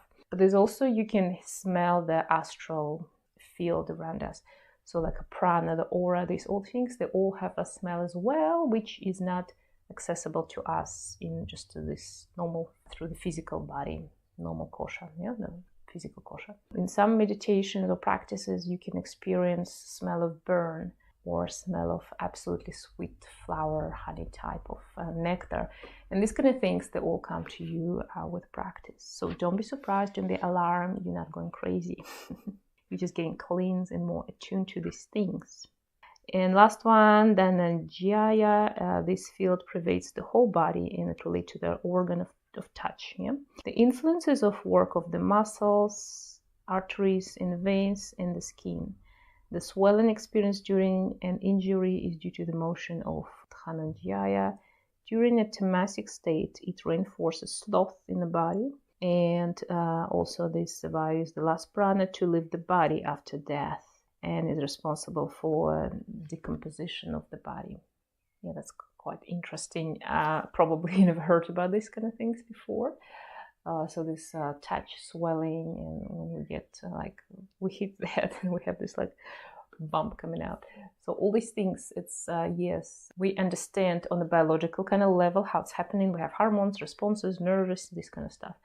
And biologists will laugh probably on this lecture and say, oh no, this is some kind of voodoo science, that's how it's happening. But sometimes people have very disbalance and they tend to swell more, or opposite. They cannot encourage this function of cleansing or being aware that something happened in the body. That's when those doctors or biologists, anatomist people, they shake their head and they say, oh, something wrong, maybe you have some kind of allergy, something wrong with you. And often if they're not sure, they usually tell you it's genetics or you were born like that. So it's a very easy way to kind of discard these things. And it's true, you were born like that maybe, but more often we have these disbalances. We got them through the life, and as I say again, or through some kind of activity or inactivity or some kind of disbalance in our values. Even through the yoga, sometimes people come to yoga and they are already overexcited, already over busy mind, and they do some practices which make it more excitement. Sometimes it's nice to do some excitement practices and then divert it in bring it to balance or peace or to the middle and use it to calm down the body. But sometimes people just excited, they go to the gym and then they stop there and then they carry this excitement through the day or through the week, through the night, and they feel even more disbalanced before they practice. So just be aware of these type of things, and if you really want to, don't kind of fall into this trap. Or some people very sluggish and sloth, if we looked on this other vayu, the krikara, yeah? And they go to the very slow, down-to-earth, cooling down practice, and they come out even worse after the yoga. Well, not worse, but they kind of relax, the muscles feel better. But in the terms of sharpness of the mind or wake up this vayu, this didn't happen for them. So maybe for them, it's better to go and do some little bit more excitement, like Surya Namaskara type of practices, hold some warriors, and then at the end, cool it down, do some calming pranayamas. So all these things are very important, and we need to understand the people who come to us as the yoga practitioners and ask for advices. When people come to me, always before class, after, or just when they find out that I teach yoga, they always ask me, oh, I have this problem, and should I do this or this? And I say, well, I cannot advise you right now because I need to know why you have it, history, how often, and you need to think about what practices can help you to overcome it, not make it worse maybe. So think about these things. So that's the last point, pranayama and pranavidya. And here just read some sentences from this. Although the 10 pranas, major and minor, are identified separately, they work in synchronicity to take every physical action to its rightful conclusion. So it's a very complicated system, as you can see, not just physically our body, very complicated, but also all these vayu interact to each other. For example, in the process of metabolizing the food, prana helps to take the food down, and then samana facilitates its digestion, dhyana circulates the nutrition through the body, apana eliminates the waste material, and udana carries the energy derived from the food for physical work. So that's all these things happen not just on a chemical level. How all the cells, which seems like they're so far away from different parts of the body, have the signals to do this, and we have these pranas, vayus, which facilitate it. And it's very common when some people have the prone to overweight or opposite, they burn too much energy and this kind of stuff, too much fire, too much water, too much earth, or disbalancing these values as well. So all these interconnected, very, very, very complicated, complex. And you can see now from just reading this first paragraph from this book, that this our body and yoga practice and pranas and energy and all these things, that's not exist just by itself, or it's not affecting us in everyday's life. And here it says, therefore, when all pranas are balanced, the body and mind are in state of optimized harmony. And that's what I'm just saying. However, this is not usually the case due to the overuse and misuse. The pranas of most people are in a state of imbalance. And it's not just it's not your fault. These kind of things happen. It could be the environment, stress you're receiving, other people, actions or not actions, and so on. In the course of daily life, worry and stress use maximum prana so that the pranic field become exhausted and discharged. And that's why people so much like to do yoga and stuff like that, or go into the environment and kind of recharge in the forest. Because remember, in the forest as well, all the trees, they like these batteries of the pranas as well. As I told you, pranas everywhere. And when you go in the forest, first of all, disconnected from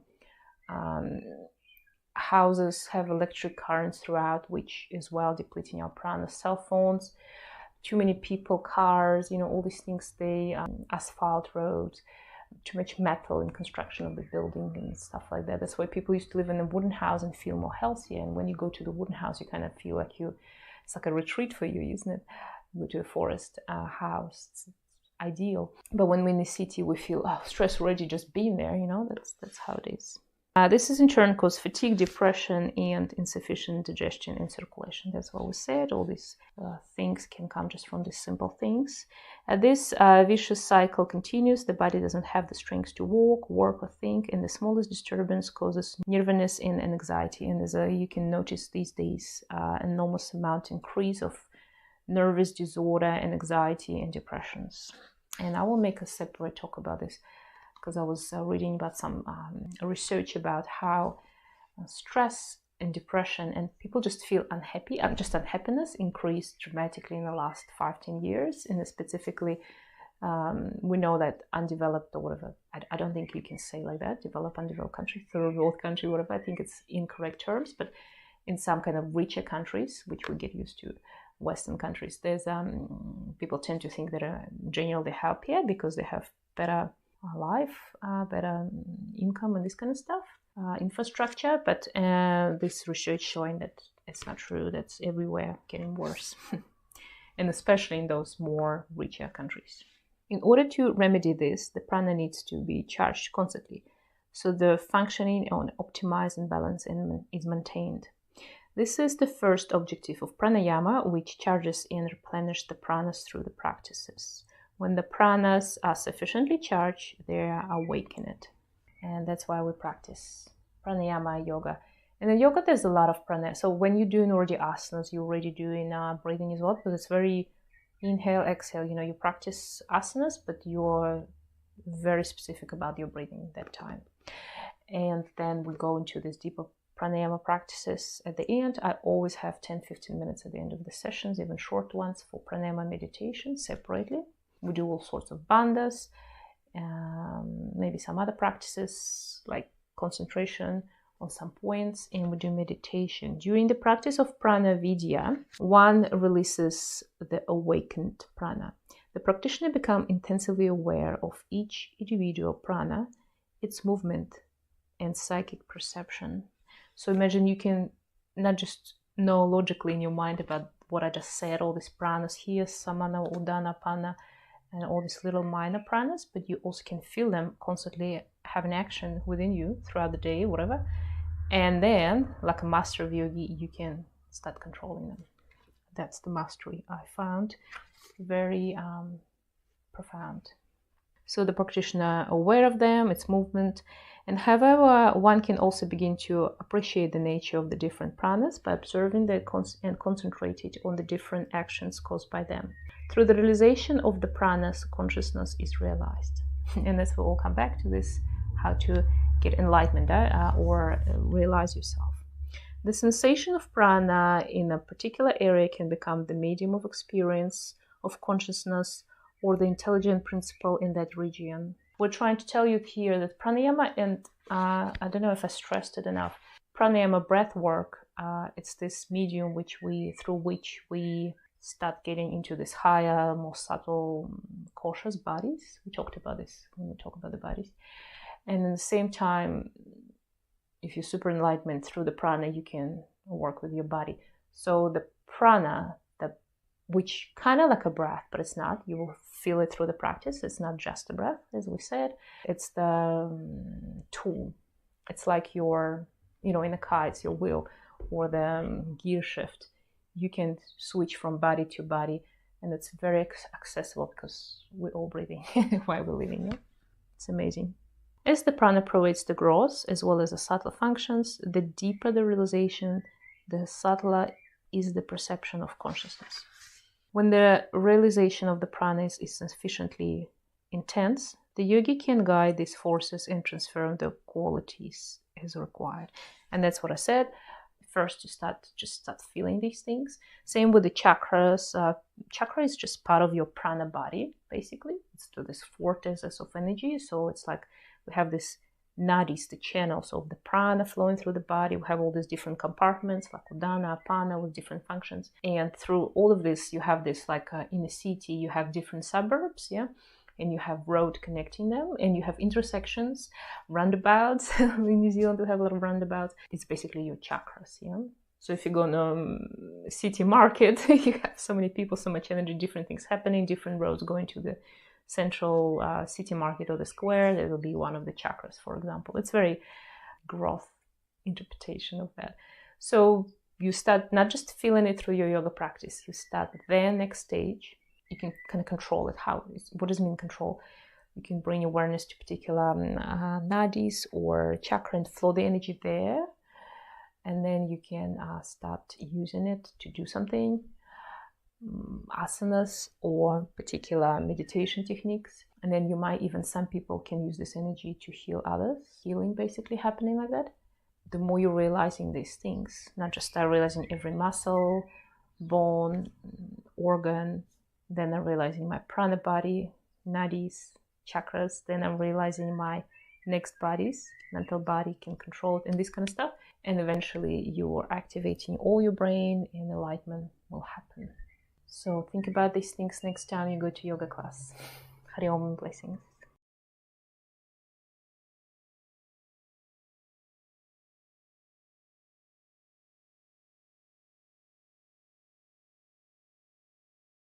Hari Om. Let's continue getting our knowledge from Pranayama and Pranayama book by Bihar School. So this chapter is diving straight away to what is Pranayama. We looked at the aspects of what is prana, how it works in our body, some of these aspects. And let's talk about actual pranayama. In this first chapter, there's a lot of descriptions of scriptures and what saints and yogis say about this and where it's actually originated from. Pranayama is a precise science which provides methods to understand the essence of prana and to guide it within oneself, as well as the rest of creation. So we're here diving into understanding that it's a science, and we understand prana, and we not just understand how to use it for ourselves, but also for benefit of the world. And you probably heard this from many who practice yoga or yoga practitioners or teachers, gurus. They say the moment you start practicing yoga in terms of like adult yoga, I would say, grown-up yoga, not just stretching your hips and shoulders, but it's also working with prana and energy, changing yourself, your lifestyle, changing your attitude and the mind, of course. You start notice that the world around changes. So wherever some called entitled to the karmic creation, but it's also just a simple physics. If energy goes from one place, it goes somewhere else. If you change something here, it's gonna, as a rebounding effect, change somewhere else. So that's what it says as the first sentence. Swami Shivananda says, "He who has a grasped prana has realized the very core of cosmic life and activity.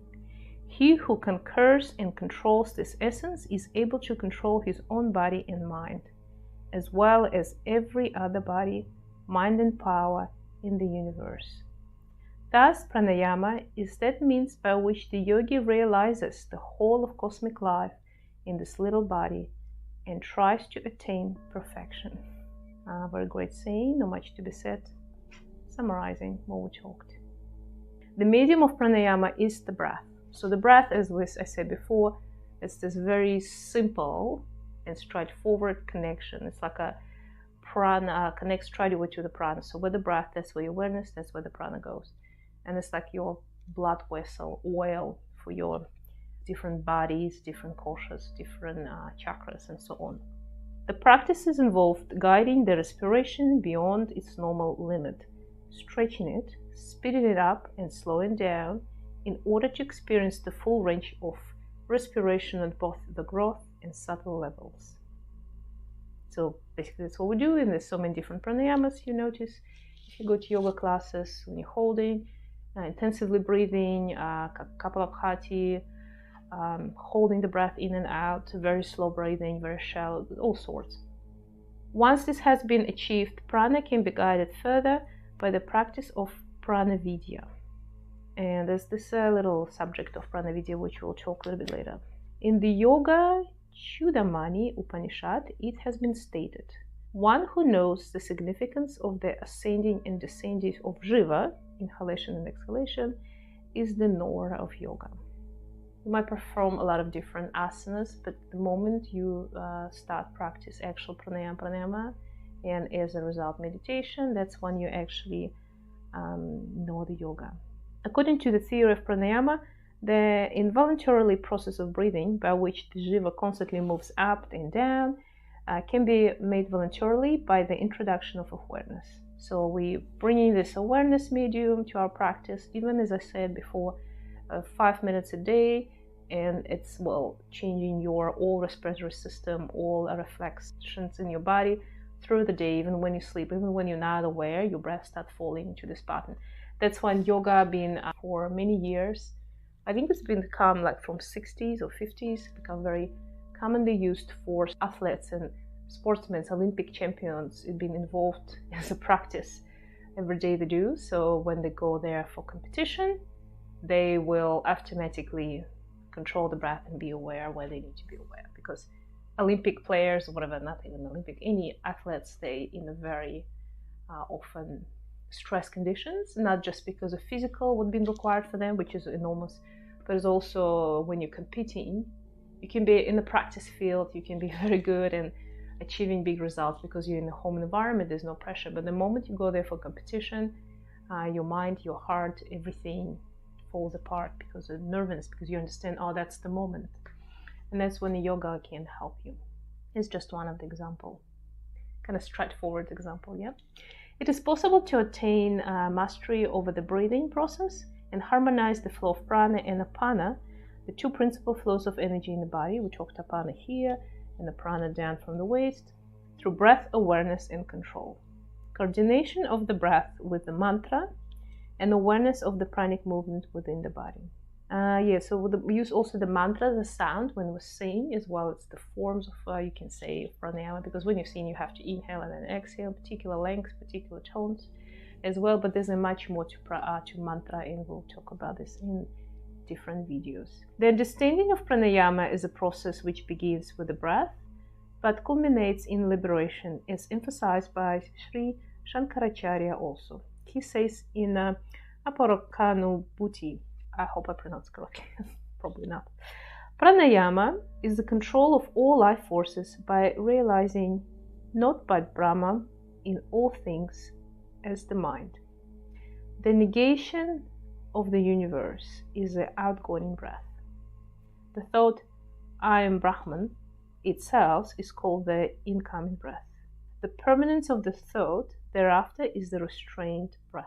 This is the pranayama of the wise, while the pressing of the nose is only for unknowing. When they say pressing of the nose, it's when we practice Nadishodhana. Sri Shankaracharya is bringing to attention the fact that while the practices of pranayama do carry a physical component, the pressing of the nose, we hold, referred to Nadishodhana, the practitioner who limits himself to these aspects fails to realize the vast scope of pranayama. And that's exactly what I've been saying all this time. Same with the asanas. The moment you practice asana is a physical activity to just apply on a muscle, ligament, or joint, you absolutely limit the possibilities of yoga. One asana can't, for example, headstand, for example, can bring you to enlightenment, Kundalini rising through understanding what's behind that, or one of the shoulder stand, yeah? Or one pranayama can, that's what they say happened with Buddha, one pranayama can bring you to liberation fully. When you understand, when you're not just moving the breath or control it, respiratory system, something in the body, you are absolutely tapping to the universal breath, to the Brahma breath. And by doing this, you're changing the world and yourself. It might sound for you like something very spiritually high nonsense, which there's a lot of it around. And many of these people might be just saying something that they heard. Some people saying something from personal experience. We never know. And some people clarify, what's happening. And only in the presence of particular guru teacher, you will feel this energy and effect of them or on your practice and so on. You will know that what they're saying is not voodoo, like spiritual, trendy things that we all say, these days. And I'm trying to, through life and when I talk to people and even my students, I'm trying to not to tap into these things like oversay something just because it sounds nice or that's what people say these days. I'm trying to always speak through my personal experience and what I experienced and tap into these subjects which I learned from a guru teacher, which I do know for 100%, 108% that they are coming from the source and they are real. Real as my body right now sitting on this floor. Always trying to keep this awareness, not just through your practice, your everyday life, but also through what you hear and how you absorb this information. And it applies to everything. Milk is very good for you. Milk is very bad for you, and so on. All these things, they remember you have to put it through the prism of what is somebody trying to tell you. Maybe somebody heard something from someone. What is actually truth and how it's applied to you. For pranayama is not merely the science of breath, but the science of universal energy, universal mind, time, space, and matter. It is a system through which the vital pranic energy, the prana which we say, that holds the universe together is dynamized and redistributed at various levels of existence.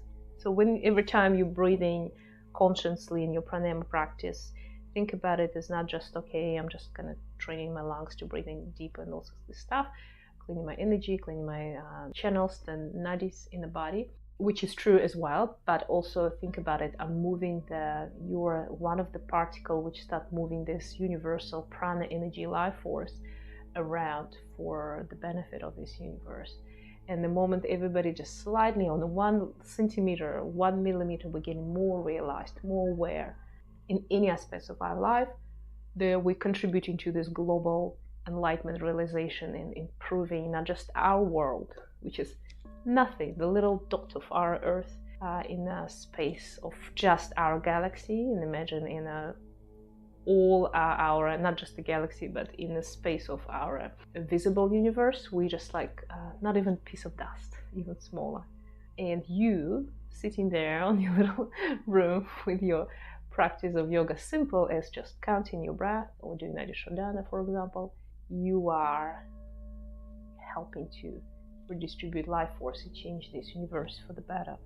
And it starts with yourself, with your family members, with your friends, people around you, people on your streets, and it will finish with happy people around our planet.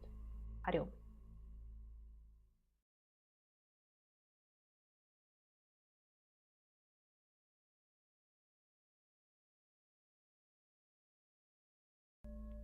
So let's look in etymological meaning. So we talked about this in the beginning a little bit, pranayama. As I said, some people translate it differently, and here's some examples of that too. The word pranayama has two etymological explanations. Good start. It has been interpreted as a combination of the words prana and ayama. So it's spelled like A-Y-A-M-A. And also it's a combination of the words prana and yama, so start with Y-A-M-A. The word ayama means expanding the dimensions, and that's what this guru says to us. So it's this, the first sense, pranayama means expanding the dimension of prana. The word yama means restrain or control. And I also heard like it's kind of like absorb, but I think it's kind of different types of different translation. So here pranayama refers to the control or restraint of prana. And when we mean restrain, I don't think it's like in a negative, like we get used to restrain something, make it immobile. I think restrain in terms of, okay, prana, you're not going there, you're going there. That's what I mean. Both etymological explanations are able to convey the meaning of pranayama, so they're both legitimate. Prana is the force in constant motion. This is dynamized, the word dynamism, when it's constantly moving, that's what it means. Therefore, if pranayama is understood as prana plus yama, then the only way to control a moving force is by stopping it to the extent of complete cessation. Only then is one able to harness its power. That's another aspect. So like every coin have two sides, you know that. So to be total master of something, and yogis say this through the scripture for everything, You can only consume the meat. Yeah, for example, you can go and catch the fish and eat it if you can, by the will of your prana force and energy, to, from these bones, recreate it here right now, so it's going to flow back into the ocean. The moment you become the master like that, you have those abilities when you understand, okay, I can consume this fish, so I can recreate it. It's a very interesting concept I met in yoga, and that's what it says here as well. If you look at that, if you can master to stop the heartbeat or you're breathing fully and without, just whatever length of time you need to. Remember this experiment with these yogis and the monkey, when there was in a room full of vacuum and he was keep living there by this practice. So these all things coming from that. Yeah. So you cannot be full control if I can extend my breath, make it longer or shorter, but I'm not in full control unless I can recreate something from the beginning, from the scratch. Only then is one able to harness its power. This point of complete cessation is kumbhaka, and that's what we call kumbhaka when you hold the breath, yeah? Or breath retention, whereby the force of prana is held, restrained, and directed towards a specific purpose.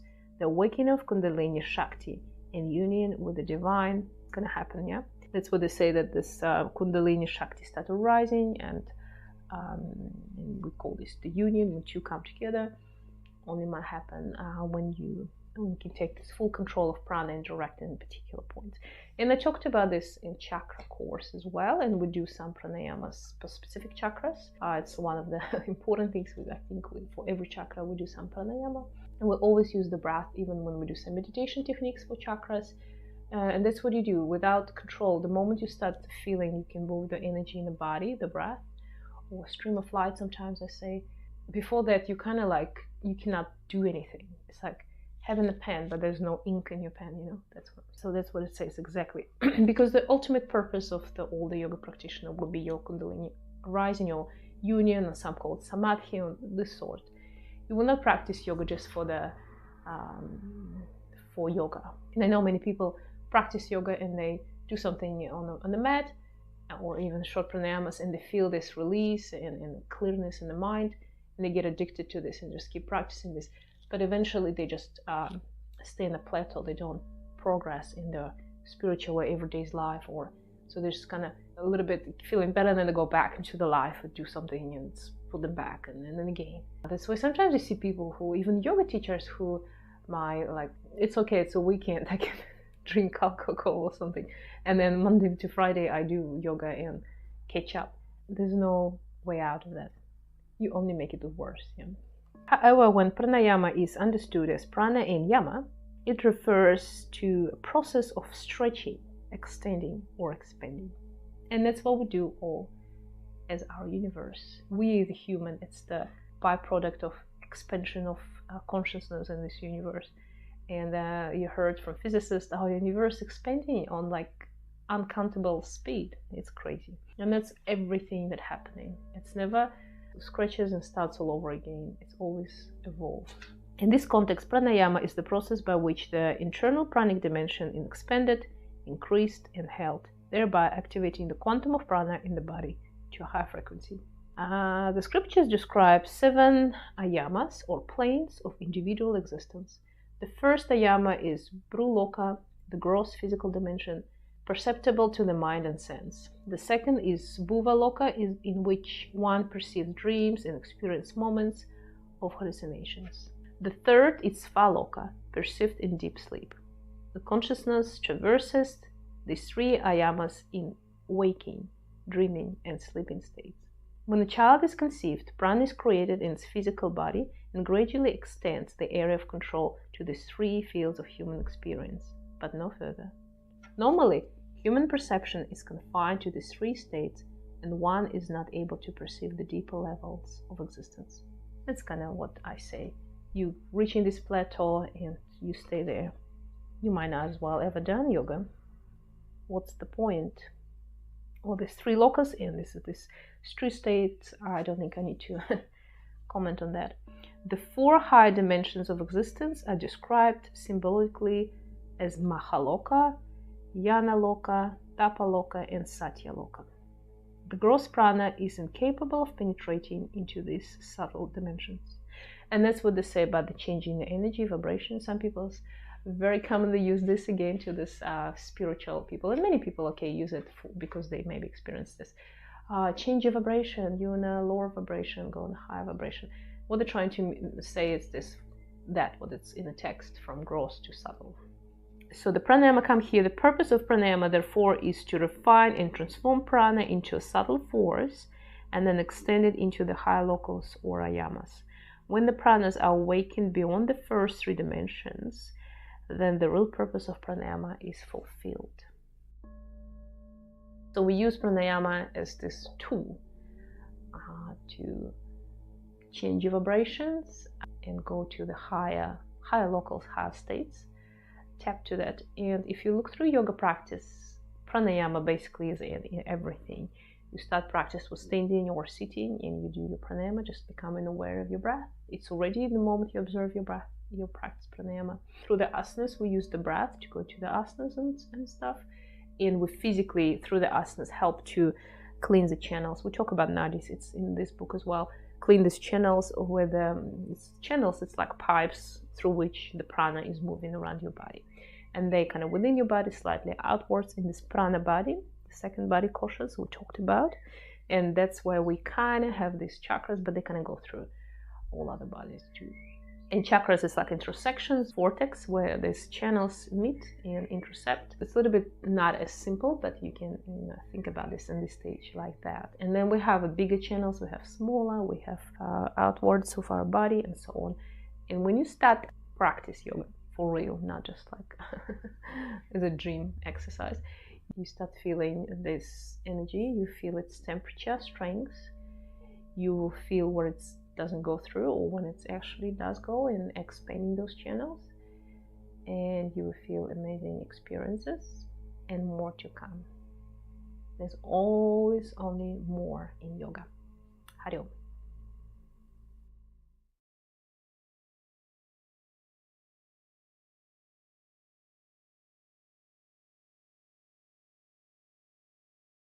Hari Om and welcome, and let's continue on Prana and Pranayama studies from the book of the Bihar school. So let's talk about pranayama for transformation this time.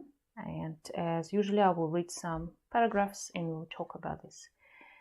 In the practice of pranayama, prana unites with apana, and the united prana apana is directed upwards to the head. And when we talk about apana, all different udana, samana, pranas, we mentioned we have this prana around the chest and apana that goes down through the legs, and they united, reversed basically, and moving upwards.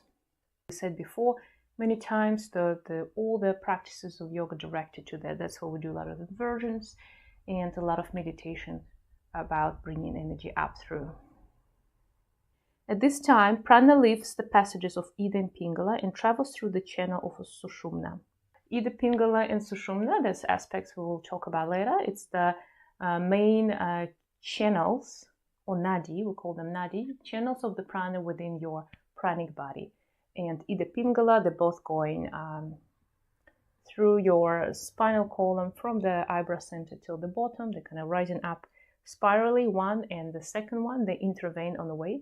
And in between, through the spinal column, where actually our spine, we have the big sushumna, the main nadi channel, the one through which, when we finish our practice and we balanced ourselves fully, Kundalini, or the main energy, will rise up through till the crown. So when we practice pranayama, we constantly have this kind of mini version of your Kundalini rising. We united Ida, Pingala, these two different channels, by balancing out, bringing the middle one into the action. When prana passage through sushumna, through this main one, the light of jnana is kindled, light up, and the kundalini is awakened. That's what I say. The mind enters a thoughtless region. And that's one of the indications that you're in a good way in your meditation or practice, when you have this sensation of suspension from the thought. Yeah, it's not, some people describe it as very negatively, like they feel empty and sad and lonely. In correct practice with good preparation and a good cleansing before, you shouldn't experience this in a sad way. It should be this emptiness and suspension in a very positive and happy way, as I can describe. All the karmic seeds of the yogi are burnt away. the karmic seeds of the yogi burnt away. And that's what many people say when you start practicing yoga. You can, even in this life, in this presence, in this body, kind of burned out your karma. So it's not very correct way to describe it. It's very simplified, modern description of how the karma works, or how we have all our tendencies and imbalances, and through the yoga we even them out and leave them, let them go, become beyond them. So when you start practice yoga, it's increases this, speeded up this process to kind of burned away. The ablation of the senses is offered into the fire of prana. As the practitioner undergoes this process, the sleeping centers of the brain are awakened. And that's what we said in the beginning, and I'm going to repeat many times throughout these lectures. Some people say it like we don't use our brain fully. Some people say we're using brain only like 10% or so. It's very speculative, and we cannot say directly what is true or what is not. But through the yoga science, we definitely know that we're not like don't use the brain. We use it, but we're not aware of that. And so we consciously do not use the brain. So all the abilities there in the brain and how you perceive everything is all there, but just we don't consciously doing this, tap in it. And some people live their life throughout without kind of activating all the brain. And by activating our chakras in pranic body within the pranic body, we're activating brain. And vice versa, as I say, always through the brain and activating through the parts of the brain, you're going to activate everything else in your body. And it's not just the chakras channels, you can control this. You start also having siddhi. Siddhi, it's like some kind of extra abilities for normal people, consider it. Like walking in the water, or I don't know, lift the objects, kind of like a Jedi siddhi. But it's not as that. There's a different things which some people think it's extra abilities for them, but for the conscious person, it's like a normal. For example, understand energy of the person who you talk to, or feel, kind of read the mind, not directly read the mind. So you're not going to hear the voices in your mind, but you will understand the underlying reasons, see through to the truth. For example, you heard some information, and this information trying to access to one of the emotions you want to feel. For example, somebody saying something happening somewhere around the world, and they want you to feel fear for a particular reason. So, and at the same time, if you have the siddhi of seeing through into the truth, you will understand what's underlying beneath it. It's kind of just roughly describing this. Let's continue. Usually the brain and the mind are trained through the perceptions available and intelligence to the senses. Yoga, however, has a completely different view of mind control. It says, isolate the mind and consciousness from the pathways of sensory stimulation. The brain, mind, and consciousness can function independent of the senses. By isolating the brain and mind, the consciousness enters a more powerful state of understanding and realization, and this is the beginning of yoga.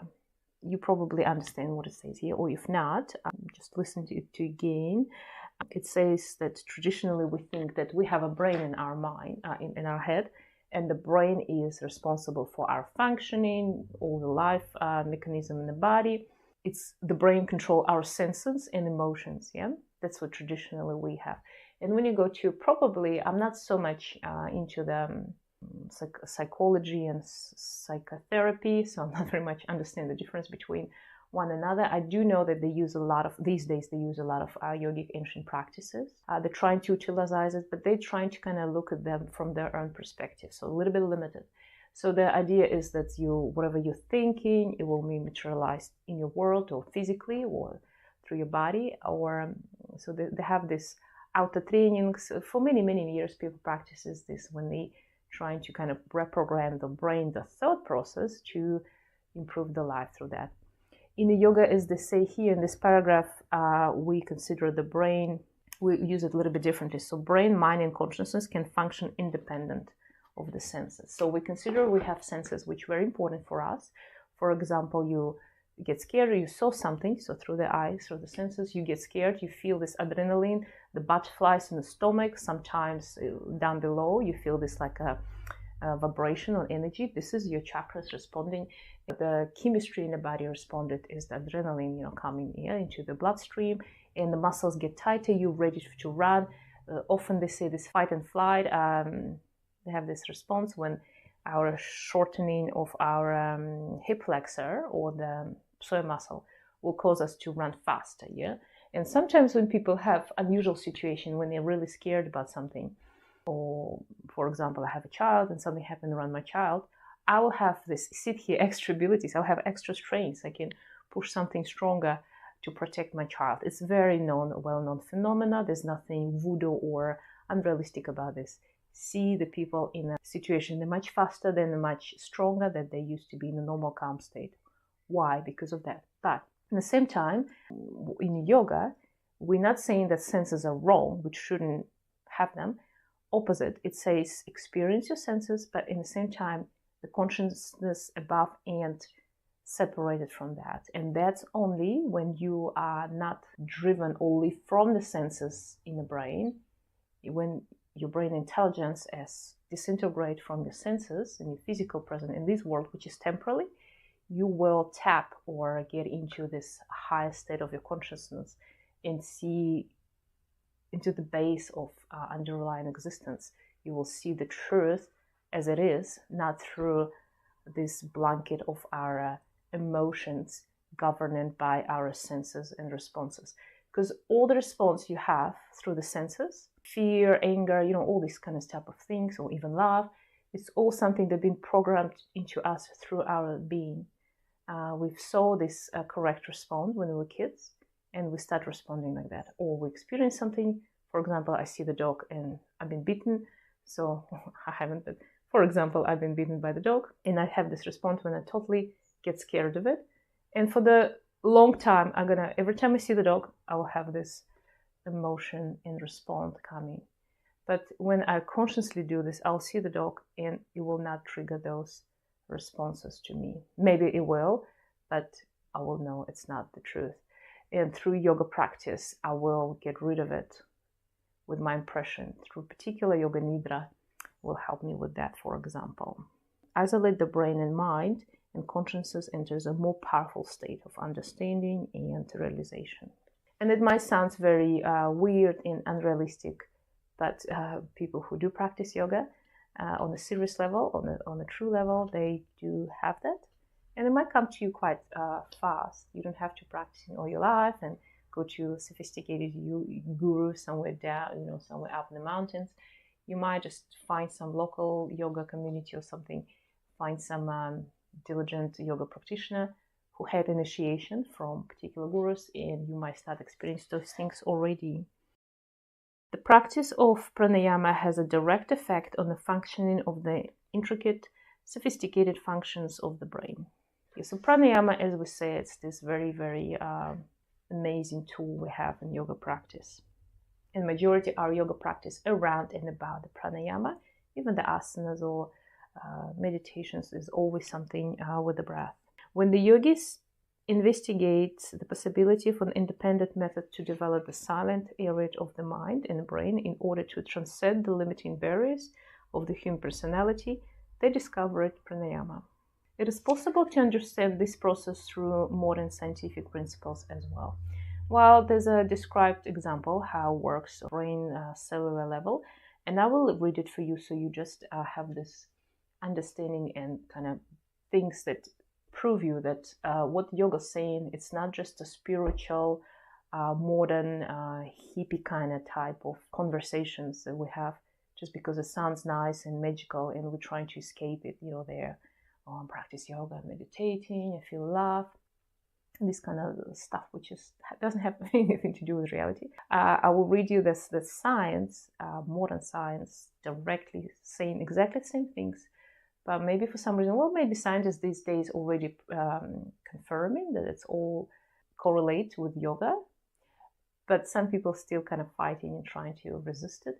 I don't know why, but in the same time, that's how the modern community built. But at the same time, I know that from already 60s, 70s, and scientists and researchers and yogis were working together and not contradict each other, but only help to each other. So it's just about how modern world structure and probably the world corporations want you to behave for their benefit rather than for your benefit. So because if everybody practice pranayama, yoga, everybody will live present and in peace. there'll be less disease, there'll be less pills produced, and you can imagine there'll be less money and so on. So let's read it. There are billions of cells in the brain which exist in chaotic order, without any discipline or unity, shown as a random brainwave activity when measured on a EEG machine, so it's some electronic scanner machine. These cells are oscillating forms of energy or Shakti, comprising the totality of brainwave activity.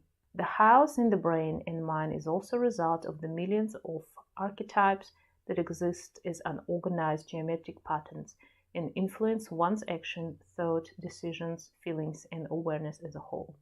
When the basic elements of the brain move in such a chaotic fashion, so does the thinking process. Pranayama holds the key to blend them together as one pulsating unit. There's not much could be said about that.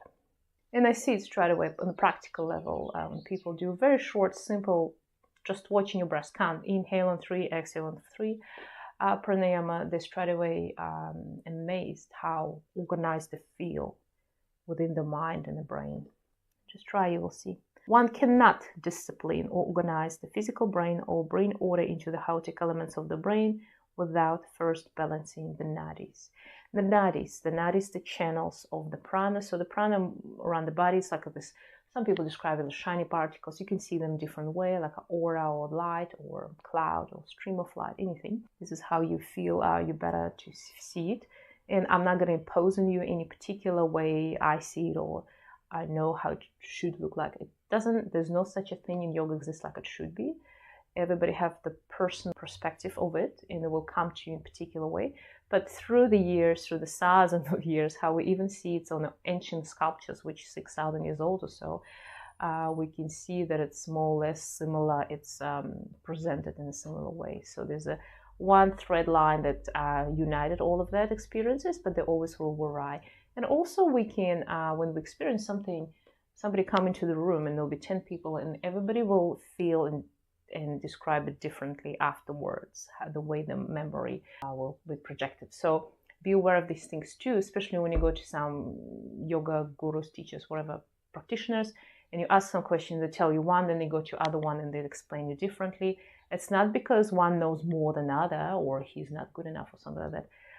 It's because they have different perspective, and through the prism of their understanding and their evolution and spiritual, passage, they experience this that way. And even me, I can explain something in one way, and then months later I'll be describing it differently. So it's all variety. So don't be like very rigid in this. The brain is controlled by the chakras and nadis. It's kind of like a strong statement, but in the same time, it's directly chakra and nadis determine the brain. I would say maybe better than control. Mental balance is not possible unless one is able to balance the Ida and Pingala nadis through yogic practice. And one of the best, these two nadis, and we'll talk about this more detail about these nadis. One of the best practice for them is Nadi Shodhana, when we're breathing through one nostril, exhale through other, and then back again. And you can you feel how they're balancing out just by breathing several rounds already. The practices of pranayama are of major importance because they purify and balance the flows of Ida and Pingala nadis to awaken Sushumna nadi and Kundalini. And that's what I said from the very beginning. That's the brain cells are stimulated and the brain waves streamlined and the archetypes are organized. In this way, new languages can be learned, behavior can be transformed, a culture can be reconstituted, and a civilization can be given a new turn, although together. You see, it's not just affecting your brains and your behavior, your mood, like how you feel right now. That's why many people treat yoga as some kind of, oh, I'm going there, like, like you go to sauna and feel a little bit better, relieve the muscles, feel clearer in my mind. It's changing without you even knowing in your life and your further passage of your life.